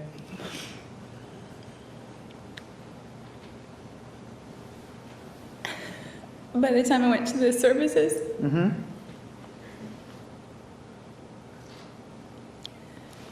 I blamed myself, so I didn't know how much there was to forgive, but I had this experience. It sounds silly, but I had this experience. Objection beyond She was asked if she forgave him or not. Thank you. What was your experience? I was at the Freeman's house in Gilbert after this service, and I was in the bedroom in the afternoon, just taking time out for myself, away from everybody. And I felt like he was there.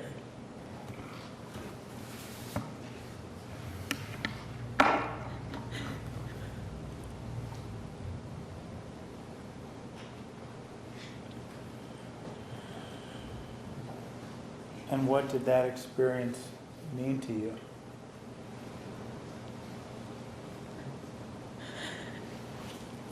It helped me to know that he was okay and he was at a better place.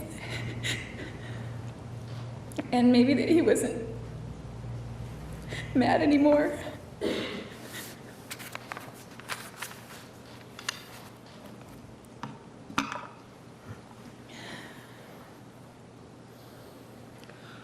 You were at the Freemans in conjunction with his memorial service?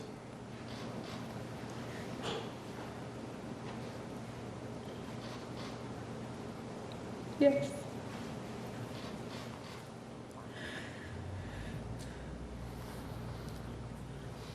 After you had that experience,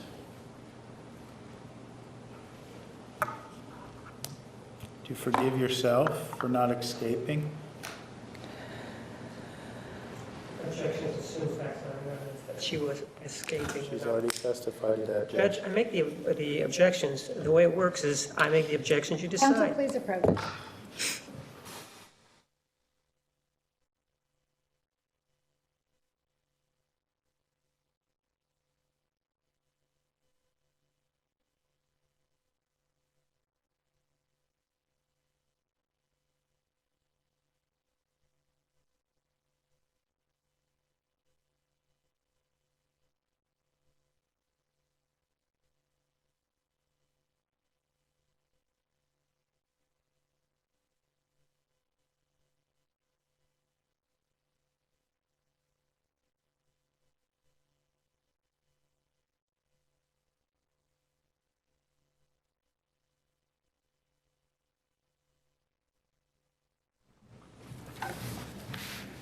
He testified earlier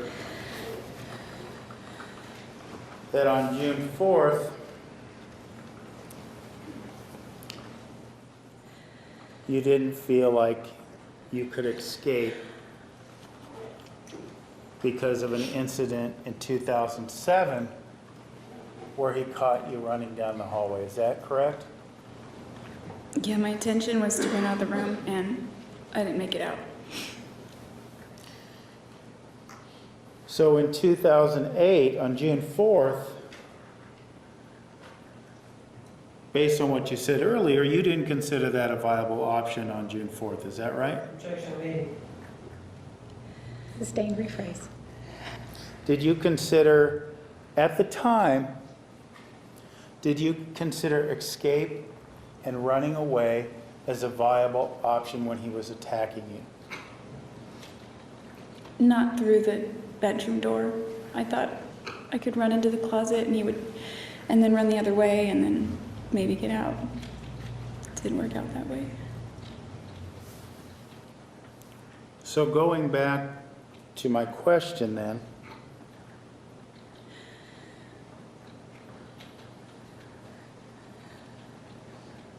when you were at the Freemans and you had this experience, had you forgiven yourself for not trying another option? No. I didn't. As we stand here today, years later, have you forgiven yourself for not trying another option? Objection relevant. Approach.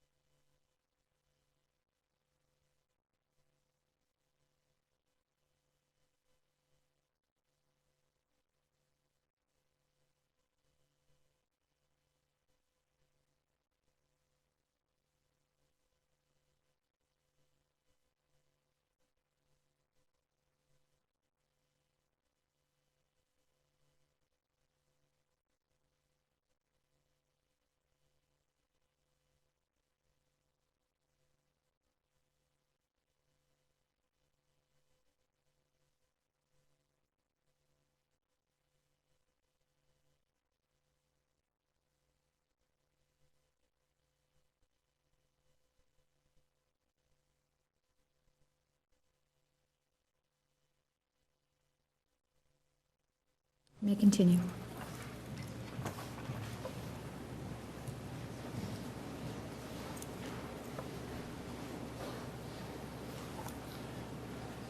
Jodi, ask my question again. As we stand here today, have you forgiven yourself for not finding another way out of the situation you found yourself in on June 4th? No, I think that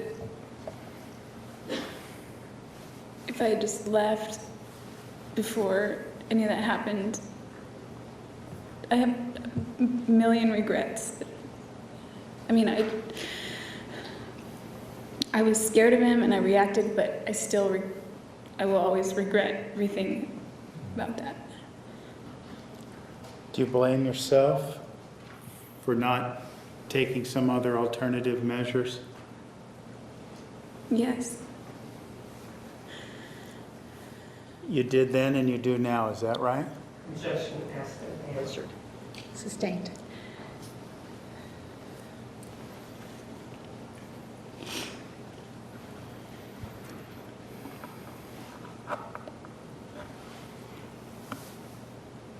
why do you still feel, given what happened on June 4th, why do you believe now that you realistically even had other options once it started?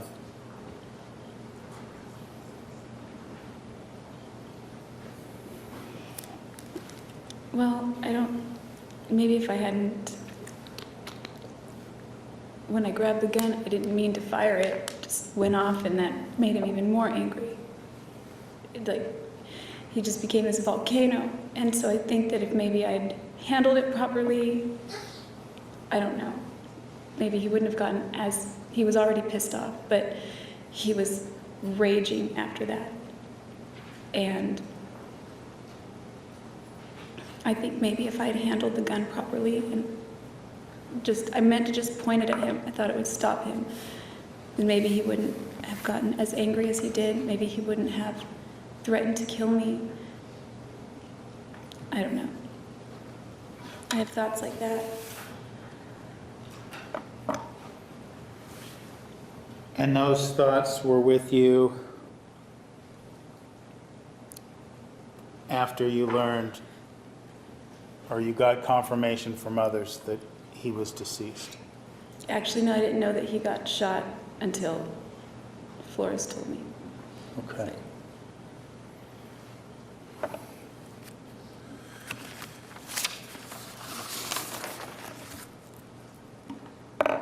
In terms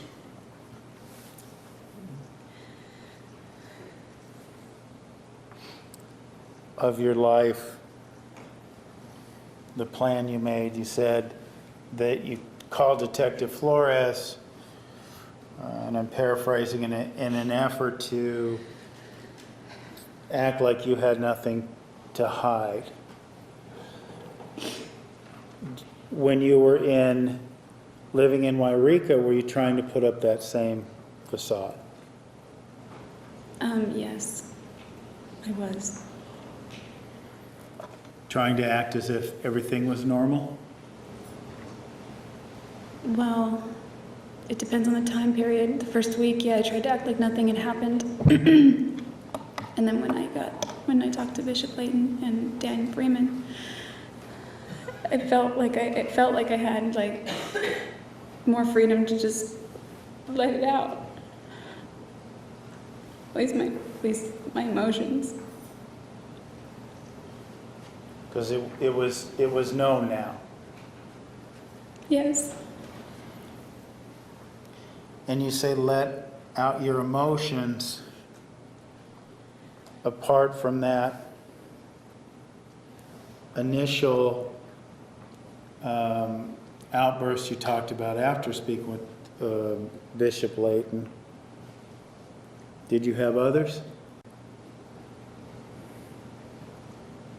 Yeah, I did.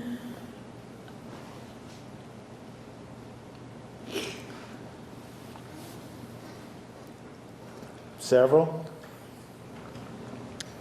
Usually every night.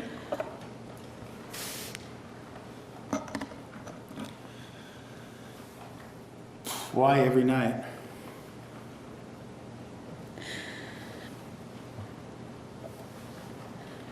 Because at night I just lay there and think about stuff. And usually that's when he would call me. And usually when he called me late at night, he was in a good mood. And I just knew that my phone wouldn't ring anymore.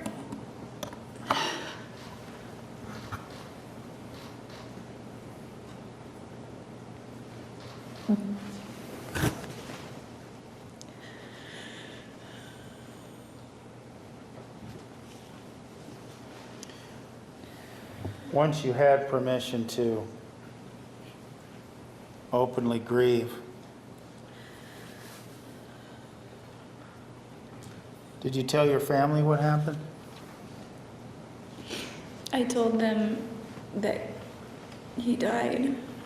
I didn't tell them anything about me being there.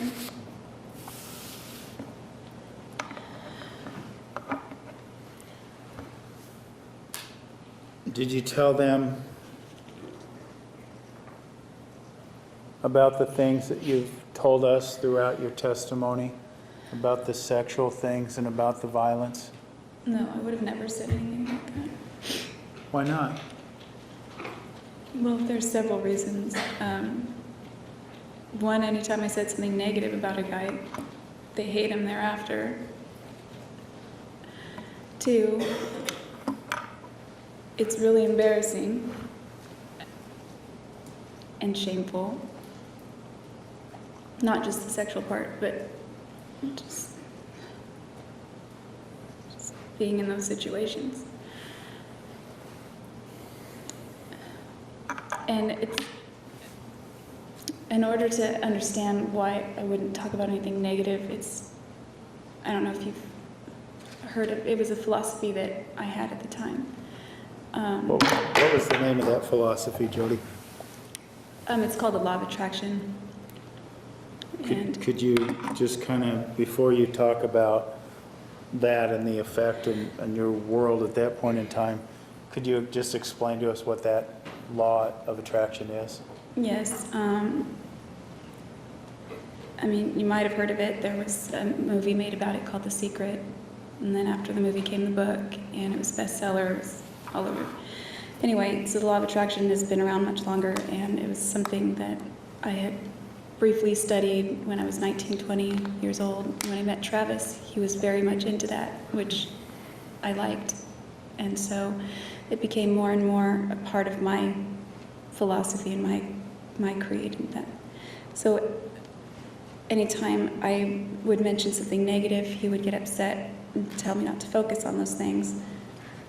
Or one time when we had that really bad fight in the fall when he wouldn't let me leave the room at first, I wrote about some of the things he said, and he found it in my journal, and he would... Objection beyond the scope of the question. I'm sorry. Ask another question.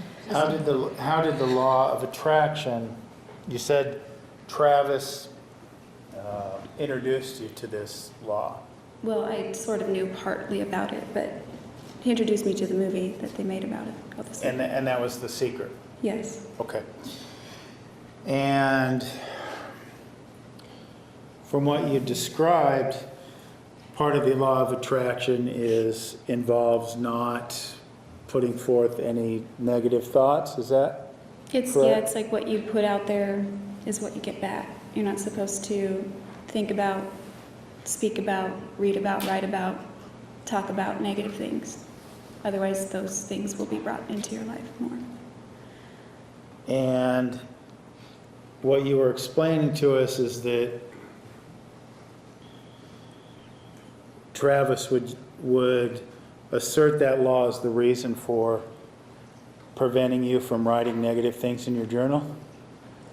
Yes. Objection leading. Oh. Yes, that's correct. And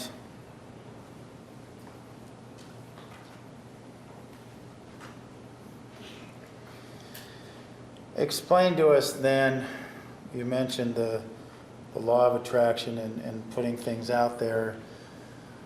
What was that, the meaning of that to you as it related to my question about saying anything negative about Travis to your family? I never said anything negative about Travis ever to anyone, except one time with Matt. So I didn't want to say anything negative to my family about him either. I didn't want to say anything negative about him at all, especially now. I didn't want anybody to know those aspects. When you say didn't want anyone to know those aspects, what do you mean? I definitely didn't want, I promised I wouldn't say anything about his other issues, which I didn't ever want that to ever come out, but His other issues, just please, what are we talking about? his, I don't know how else to call it, his sexual problems.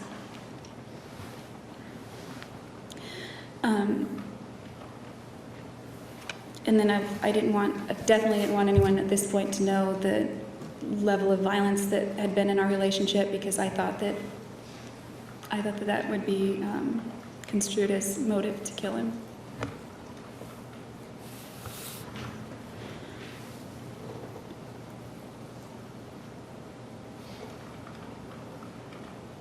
Okay.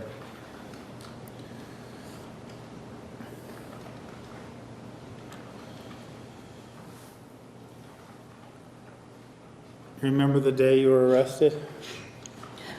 Yes. What were you doing on that day before you were arrested?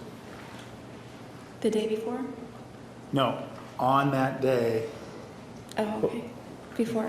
before you were arrested. I was getting ready to move some things down to Monterey. I was going to be gone for a few days. So my dad took me to the south end of town to get a car rental at that time.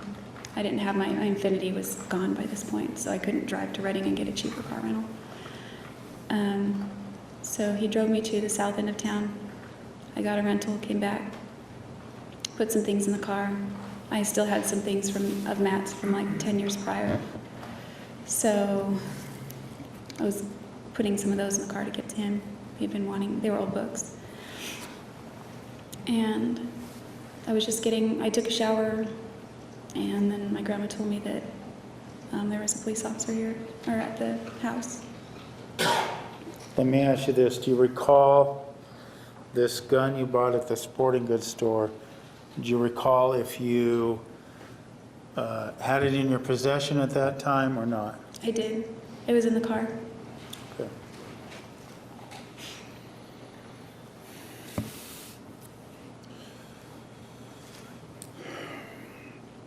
After you were arrested,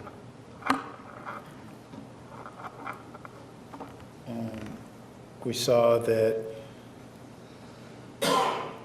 Did Detective Flores arrest you? I think Officer Potter put the handcuffs on me. I don't remember the handcuffs going on, but he was the one that came to the door. Okay. But after you were arrested, you spoke with Detective Flores that day, right? Yes.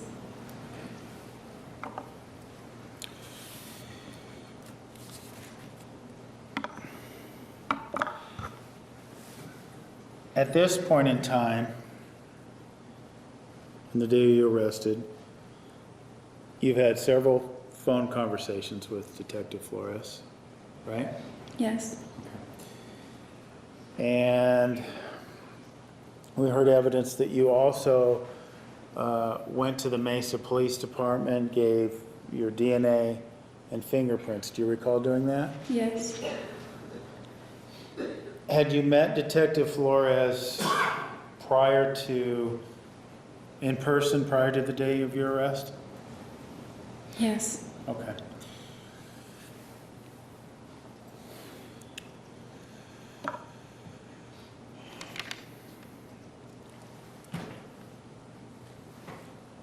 When you were arrested,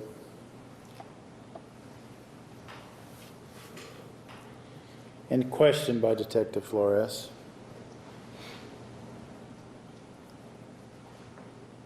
and that was the interview you were wearing a t-shirt and pants before you were took to the jail, is that right? Yeah, jeans and a t-shirt. Okay. Why didn't you tell him what happened on June 4th? Why did you deny being there? The main reason is because I was very ashamed of what had happened. It's not anything I ever imagined doing. It's not the kind of person that I was. It was just shameful. I didn't want anyone to know that I had anything to do with that, because it's very much not me, and it was shameful. And I was also very scared of what might happen. I didn't want my family to know that I'd done that. And I just couldn't bring myself to say that I did that. So on that day, based on what we saw on the tape, you made the choice to deny being there altogether. Right? Yes.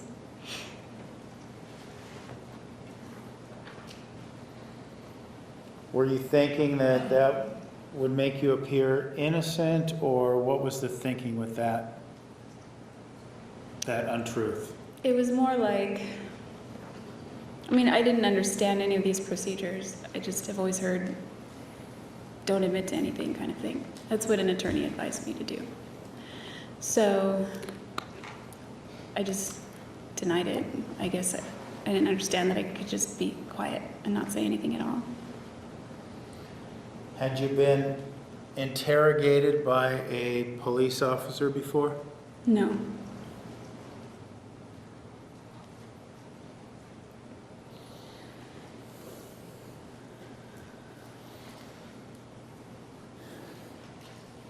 You speak with Detective Flores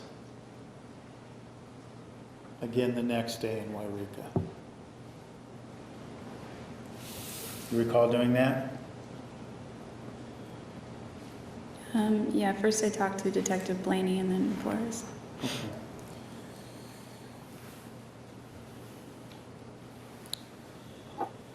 Now, when you spoke to Detective Flores on that second occasion,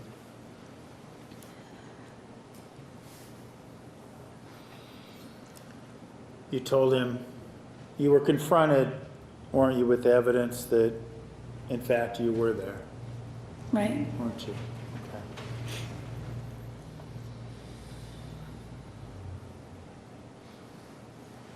Then you told him another lie, right? Yes.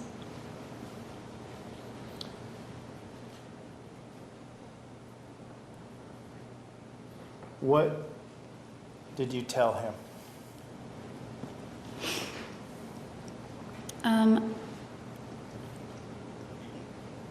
I began to tell him things that I thought would comport with what their forensics would show, as well as create like not an excuse, but create a way for me to not have been responsible for it. So in that regard, you tell him a story about a man and woman breaking into the bathroom. Why did you come up with the story? Let's start. Why did your story include the idea that there were two intruders? There were two people there that day. I don't know. It just seemed like, and everyone was saying, oh, one person. You're saying like a foundation violence. Approach.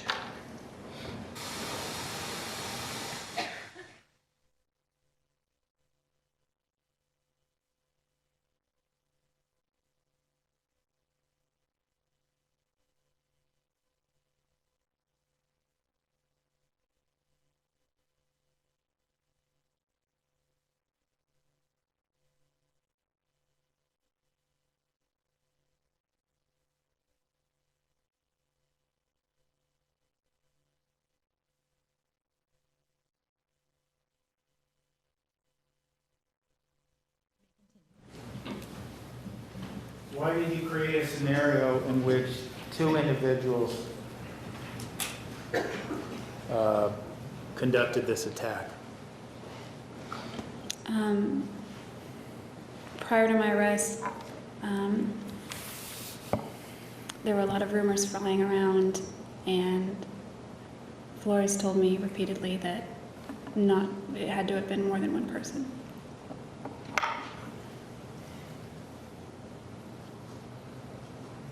Why do you come up with any particular reason why you come up with a man and a woman for this lie? I mean, it sounds a little esoteric, but I think it could have been symbolically like Travis and I, we were the ones fighting that day. I don't really know, to be honest. Okay.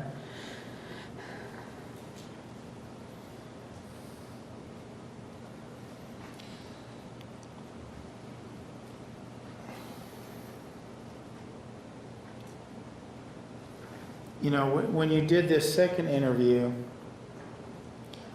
you had some time to think, and get your bearings. When you were creating this lie to tell Detective Flores the next day, did you contemplate telling him the truth? I contemplated it. I wanted to, but I wasn't nowhere near ready to tell anyone that I was capable of something like that. Were you in a state of mind where you could have told Detective Flores everything? The sex, the lurid sexual interest, the lurid sexual behavior. Did you want to tell him about that? No way. He's Mormon. It just was all the more shameful. What about Travis? Did you still want to protect him, his memory? I was very concerned about both of our reputations, and I didn't want to start throwing him under the bus, so to speak. I didn't want to say negative things about him now, because there were a lot of people already hurting, and I didn't see what benefit it would be to talk about any of those things. What do you mean, what benefit? What benefit to whom? To anybody, it would just cause more pain. I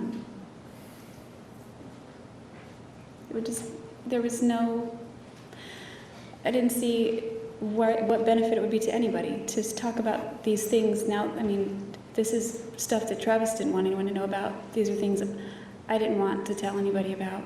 I certainly didn't want to tell Detective Flores about all the times that he was violent, because then I thought that they would think that that would be motive, and I didn't want.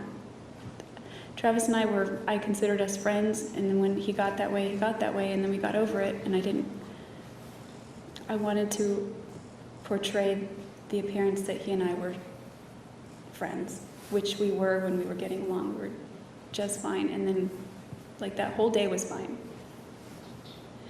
and then it just flipped. What about the benefit to you to telling Detective Flores the reality of what happened in your relationship? I didn't see any benefit to doing that.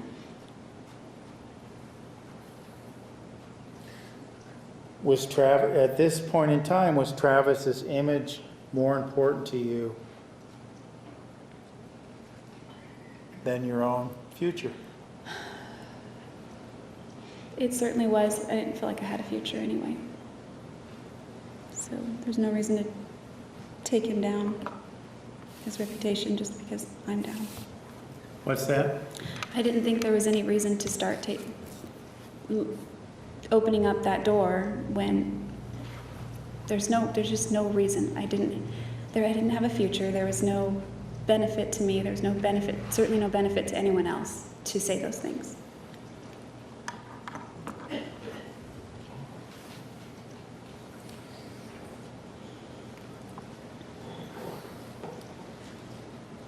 You had mentioned earlier, in accordance with the purchase of the gun, and that you said, well, once you had the gun, you realized it'd be so easy to just pull the trigger. When you were saying these things to Detective Flores and in Wairika, did you have plans of killing yourself? Yes, they weren't set in stone, but I really, really wanted to. I was concerned about how it would affect my family, obviously. But I just wanted to die. Did you take steps to make that happen? In California, after I was arrested, I did. What'd you do? Oh, at that point, I'm sorry, I thought you were talking about prior to my arrest, but I did actually decide I was going to definitely kill myself. After your arrest? Yeah, that was my idea. What I did was you can purchase different things in jail. So I bought a bunch of Advil. I'd had surgery one time in the past, and I was told by that doctor that not to take any Advil because it's an anticoagulant. So I thought, okay. I bought a whole bunch of Advil. I took it all over the next few days so that it was in my system. And they have razors there for shaving, double-bladed razors that you're allowed to just keep with you. And I took it apart one night with intentions of slitting my wrists. There are other inmates that work there. We're all housed together. It's a very tiny jail, tiny town, tiny county. And they work laundry. And so they would bring back tons of laundry for anybody. And so I had asked for extra laundry so I could stuff it around my body because there was somebody sleeping below me and I didn't want anything to I didn't want anything to get on her. So I stuffed it around my body and got under my blankets with my razor after everyone went to sleep.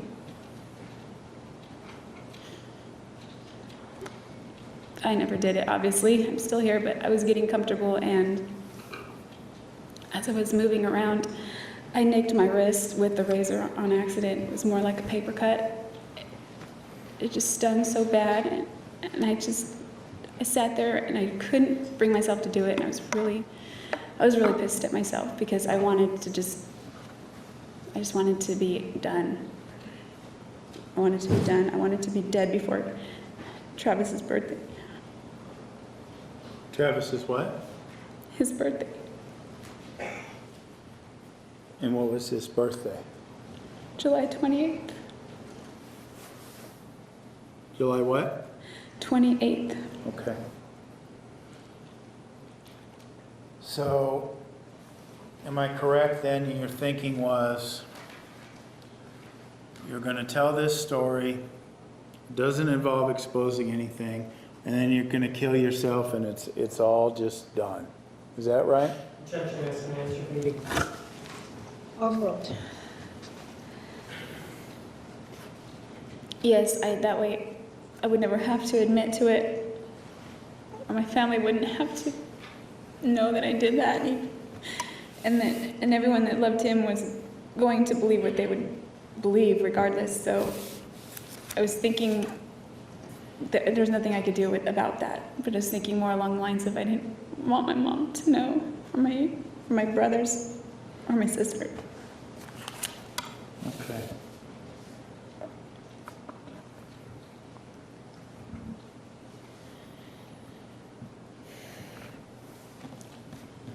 Jodi, apart from the police interviews,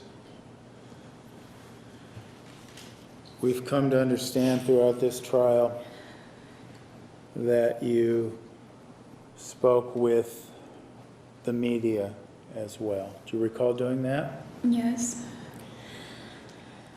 And without going into the details right now, do you remember, did you reach out to them? Any media outlet, or did they reach out to you?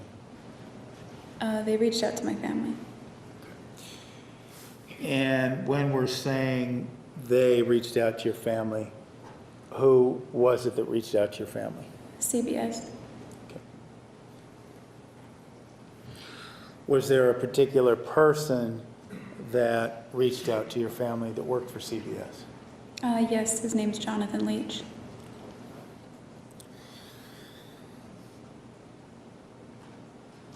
Did Mr. Leach, well, let me ask you this. Did Mr. Leach come visit you in jail? He did. And to your understanding, was it his purpose in coming to see you at the jail to try to get you to participate in an interview with him? Yes. Well, not with him, but with CBS. Okay.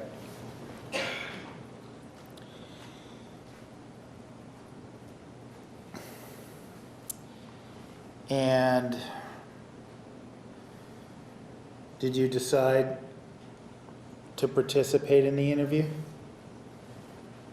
Eventually I did, yes. Why did you said eventually, did you initially decline? My first instinct was absolutely not. I got a bad feeling, and then after contemplating it for a little while, they made contact with my family the very next day after I failed to kill myself. So I thought, maybe this is a sign that I'm meant to do something like that first, and then kill myself. I saw it as an opportunity, not just to, I mean, I didn't know, I hadn't told my family about these phantom intruders. I just thought they would eventually hear about it. And so I had friends and other people asking questions, or that maybe didn't even know about my situation. I didn't want to be known or remembered as somebody that could be capable of what happened. So I wanted to present a different picture of myself. Judge, could we take a moment? I want to approach. Yes.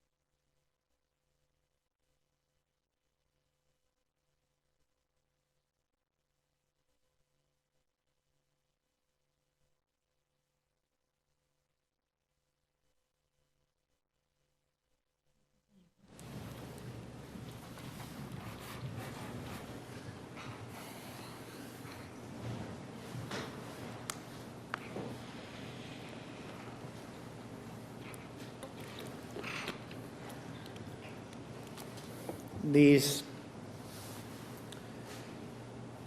I'm trying to get I'm hoping that you can give us a little better understanding. These media interviews you decide to do, or this initial interview you decide to do,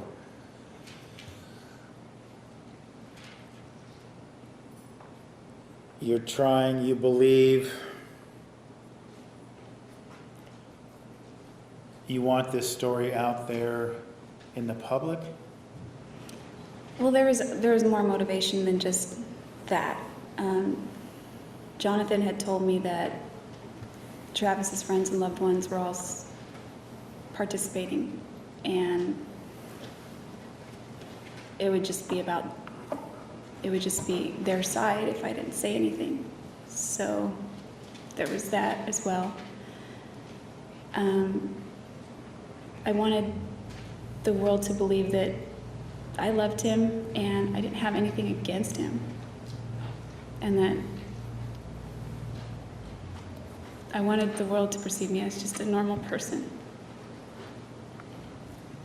Why was that important to you?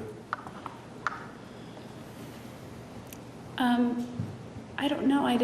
My reputation used to be very important to me.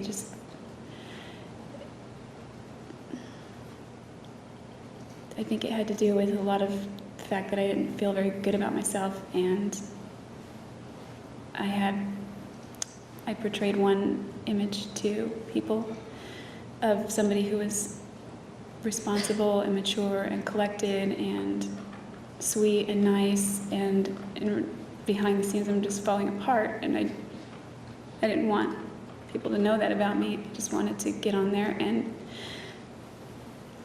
just show people that I was not angry. I didn't hate him. It wasn't anything like that. And I also felt at that point that I made up this big stupid story for Flores and that I should stick with that. And I stuck with it for a long time. Okay. So after this initial contact by Mr. Leach, do you have any idea in terms of time how much later you actually interviewed with him or with CBS? It was pretty quickly after. I think it might have been in August 2008. And then, Now, did you do more than one interview with CBS? yes, Okay. The initial interview, where did that take place? it took place at the Siskiyou County Jail. And who was interviewing you then? Jonathan Leach was.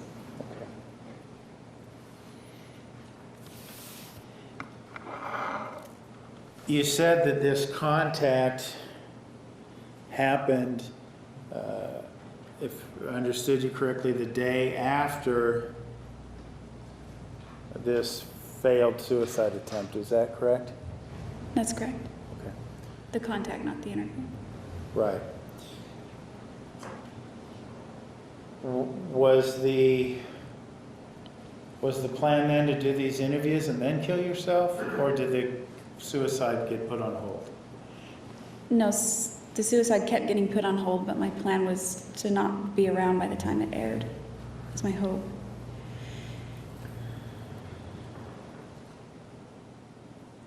And after this initial interview, did you interview with 48 Hours again? Yes. And was that with Mr. Leach again? No. Who was that with? Her name's Maureen. I don't know how to pronounce her last name, but I could spell it. Okay.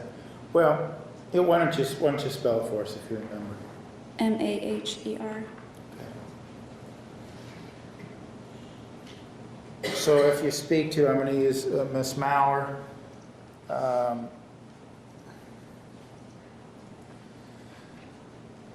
Where are you when you have this interview with her?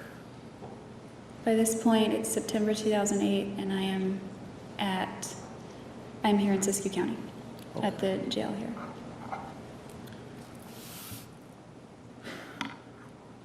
here in Maricopa County. I want to ask you a few things about these interviews.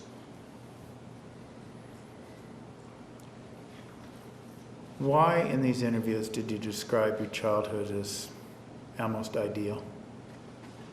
I felt it was. Objection reading, assumes facts not in evidence.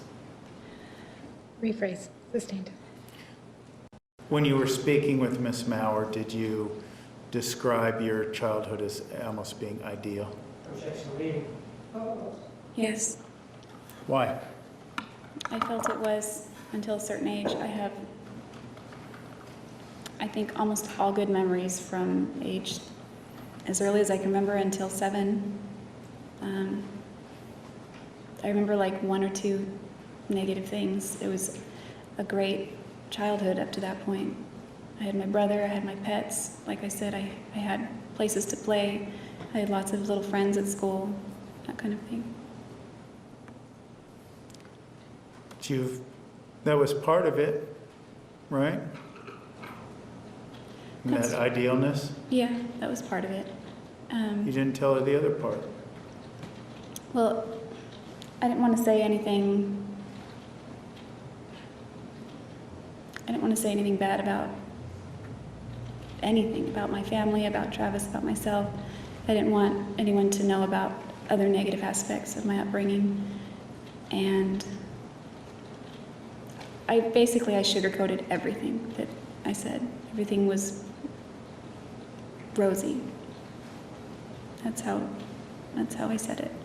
Including your relationship with Travis? Yes. I glossed over the negative things. I mean, they got a quick mention, but I glossed over them. Were you asked during these interviews if you'd ever been physically abused by Travis? Yes. Do you remember how you responded to those questions? Yeah, I wasn't specific. I didn't go into a lot of detail. I just said a few very minimal things and shrugged it off as nothing big, not a big deal. Why? Again, I didn't want people to know the level of violence that our relationship had reached at a couple of points, and I thought again that that would be construed as a possible reason for me having killed him. Having what? Killed him. You mentioned, well, let me ask you this. During these interviews with Miss Mauer, the sexual aspect of your relationship, do you recall whether the sexual aspect of your relationship was spoken about? Yes, it was. Why was it okay at that point in time to talk about those issues with Miss Mauer? Well, I didn't go into detail with those either. Just, I knew there were some things that were already known and in evidence, and so I figured, well, I'll just give them a brief mention because she had asked about them. They were in police reports or something like that she had read. So I didn't tell about all these graphic things that we'd done, or I just sort of hinted at it like we were just 2 adults and things were consensual and it was what it was. You said that certain things were already known. Are you referencing the pictures that Detective Flores showed you during his interviews with you? Yeah, the pictures that were found on the camera. The naked pictures of you. Yes.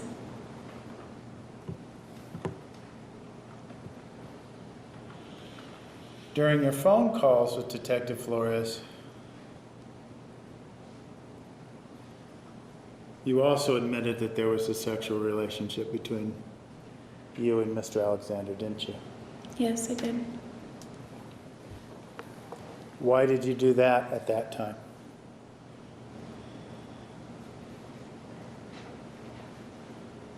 I thought that it would establish that I knew him very well, that we were close, and that, I don't know, that I just, that I might be able to, I don't know, I wanted him to know that I was close with him and that we were, I didn't want him to know that we were like doing all this stuff, but just that there was no malice there. Had you, before you told Detective Flores, after June 10th when you learned about Mr. Alexander's death, and the time you told Detective Flores about your sexual relationship, had you confessed that sexual relationship to other persons? Yes.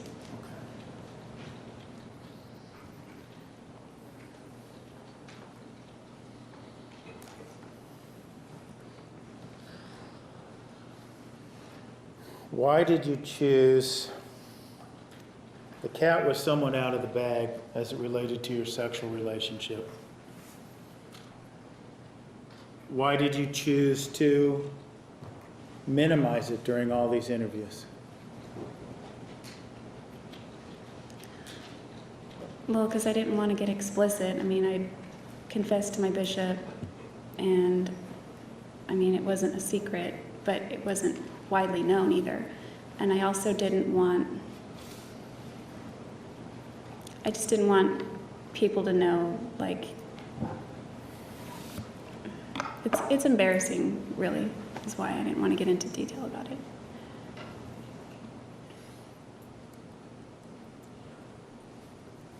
To your understanding at the time that you spoke with Miss Maurer, were there, did the evidence exist about the Spider-Man underwear? Did the text messages exist about him calling you a whore? Was any of that stuff, to your knowledge, something that anyone knew about? I didn't think anyone would know about the Spider-Man underwear because it had been months since we had texted about that or talked about that. I knew that some of those mean emails were still in my account. I didn't know about his. I figured they would be found eventually. So, I mean, I didn't have any knowledge of them knowing about it at this point, but I assumed they did. Okay. Earlier in this trial, we heard the phone sex conversation you recorded with Mr. Alexander. Was that on the phone that you had in your possession while you were arrested? No. So to your belief, no one knew about that either, is that correct? That is correct, yes. Okay. I didn't know about that tape. Right. I hoped. I didn't know where my phone was. What's that? So that was my hope. Okay. Anyway.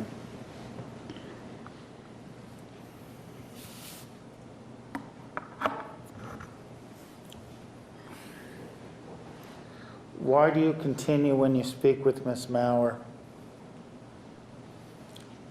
Why do you continue what we call the intruder story?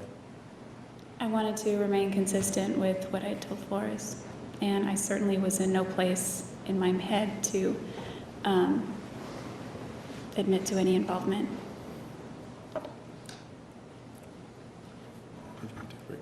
All right, ladies and gentlemen, we're going to take the afternoon recess. Please be back in the jury room at 3:20. We will start promptly at that time. Please remember the admonition. You are excused. Please back to the jury.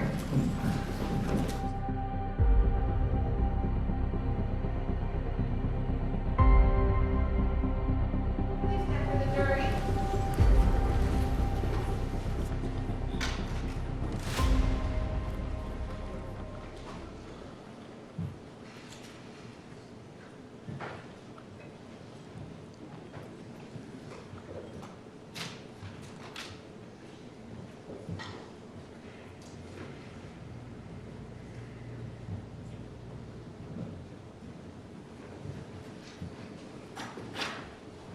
Please be seated. The record will show the presence of the jury, the defendant, and all counsel. Mr. Nermy, you may continue.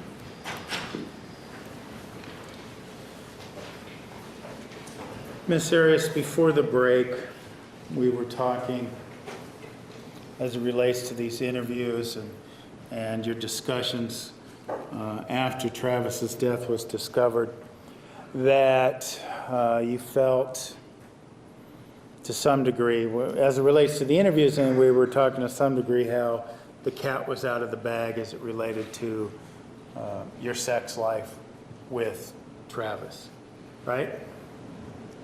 Yeah, it was more than out of the bag. It felt like it was under a microscope at that point. Okay. The dirty little secret was out. Right. And why, you said you had told others about your sexual relationship. Do you remember who you told? Yes, the first person I told was a mutual friend, Aaron. What's his name? Okay. And why did you, well, prior to this, you told us about some comments you had made to Rachel about sexual activity that you minimized. You recall telling us about that? Yes. And then, well, when you spoke with Aaron, did you also minimize the behavior? No, Aaron wasn't, he was a church member, but he wasn't living the standards of the church, so I assumed that by sharing this with him, he wouldn't judge me. That maybe he was in a similar boat, so to speak. And I also was still seeking advice, and I was still hesitant to go to my bishop based on the discussion I had with Travis about that. But once he had passed, then you felt more comfortable? Is that what you're telling us? Talking about these things? Yeah, I would have never talked to Aaron about that if, I didn't want anyone to know about that. But he wouldn't judge me, is what was my thought. Okay.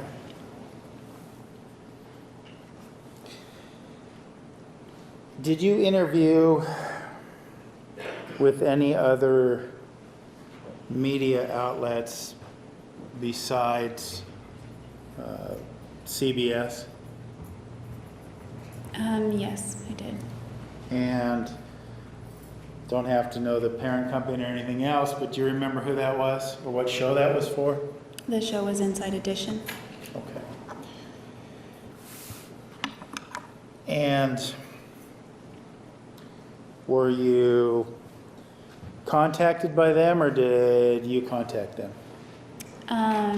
They contacted me, I guess you could say. I certainly didn't contact them. Okay. Indirectly, they contacted me. What do you mean indirectly? I was just hanging out one day in the housing unit in the jail, and an officer came with 2 shirts saying, "Which one do you want to wear? Inside Edition's here and they want to talk to you." And my attorney at that point had advised me not to do that because it could I'm going to object as it involves Sustained.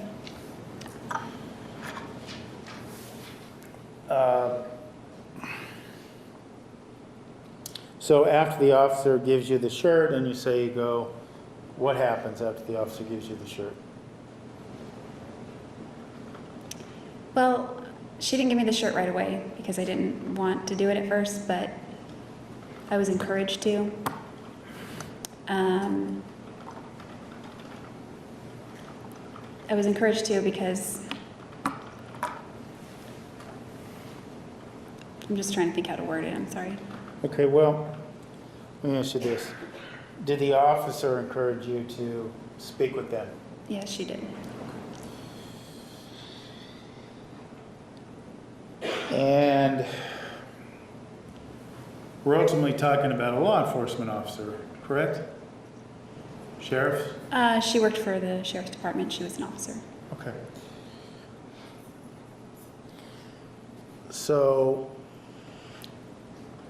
when you describe the situation with Mr. Leach. It appeared he came and met you and talked to you about why you should interview before there were any cameras. Is that accurate? Yes. Okay. The gentleman from Inside Edition, do you remember his name? I think his last name was Boyd. I don't remember Okay. his first name. Well, okay, we'll just, the reporter for Inside Edition, did he come meet you and without cameras and try to discuss whether or not you should participate in an interview with his television program? No, it was just sprung on me. Okay.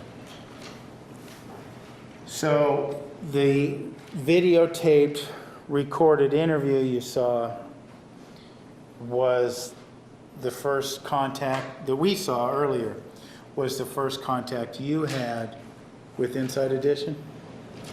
Yeah, the first and only. Okay.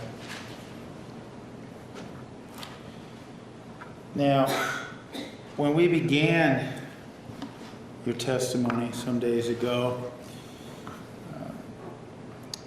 we talked about a quote you had said, and I'm paraphrasing a bit, that no jury would ever convict you.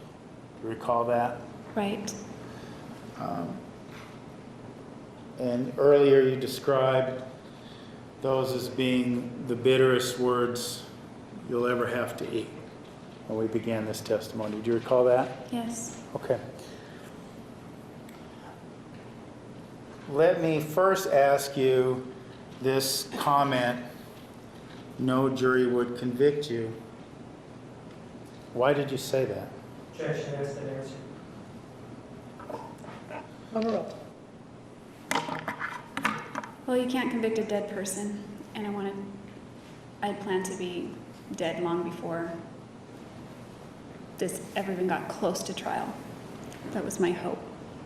Why did you choose those particular words? Well, I didn't watch very much TV prior to being arrested, and then after I was arrested, it was on all the time in the same room where I lived, and so there was a TV program on that everyone was watching, and a lawyer on there was talking about a case that they were trying to get somebody indicted, and the prosecutor said no jury will convict, and the way she had said it was very powerful, and it impacted me, and it just stuck in my head. So by this time I think I'd already done the CBS interview. I was similarly confident in that interview that there wouldn't be a conviction. I didn't tell her why, obviously. And then, so by the time this interview came along, it came out more, I thought, more eloquently and more forcefully and more assuredly. But I obviously couldn't say why, because the officer that had escorted me to that interview, the one that encouraged me to do it, would have escorted me elsewhere afterward. Okay. Now, at this point in time, since since Mr. Alexander's death was discovered, you told one version of events in which you weren't there, and another version of events where intruders came into the home, killed Mr. Alexander, and you escaped.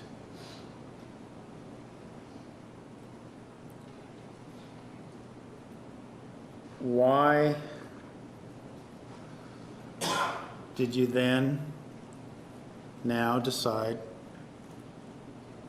to tell us what really happened? Objection, vouching what really happened. It's telling us something. Sustained rephrase. Why did you decide to come forward? All these things that you've been hiding. Mr. Alexander's sexual interests.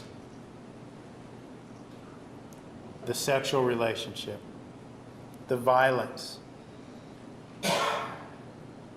Why did you feel comfortable coming forth with that information? Objection, indicating that she was hiding this, assumes facts not in evidence. He started the question by saying, Overruled, you may answer the question. It wasn't an overnight decision by any means. From day one, there was a part of me that always wanted to, but didn't dare do that. I would rather have gone to my grave not without confirming that I could have done something like that. I was extremely ashamed of it. It wasn't in line with who I was or how I had been living my life all the way up to that point. So as the years went by, however, I began to, it feels very fraudulent from day one, especially when there are so many nice people reaching out to you and they believe you or they believe in you. It just feels, it doesn't feel right. It feels fraudulent, it feels wrong. My family also remained very supportive and told me that it doesn't matter what happens, we love you anyway. And I realized at that point that even if I told the truth, that they would still be there and they wouldn't walk away. So it was around, it evolved. It was a process that happened over a long period of time, but by the time the spring 2010 rolled around, I confessed. You what? Confessed. Well, you say confessed. What do you mean by confessed? I basically told everyone what I could remember of the day and that the intruder story was all BS, pretty much. That's all the questions I have, Judge. All right, ladies and gentlemen, I'm going to ask that you go back to the jury room. We will be with you shortly.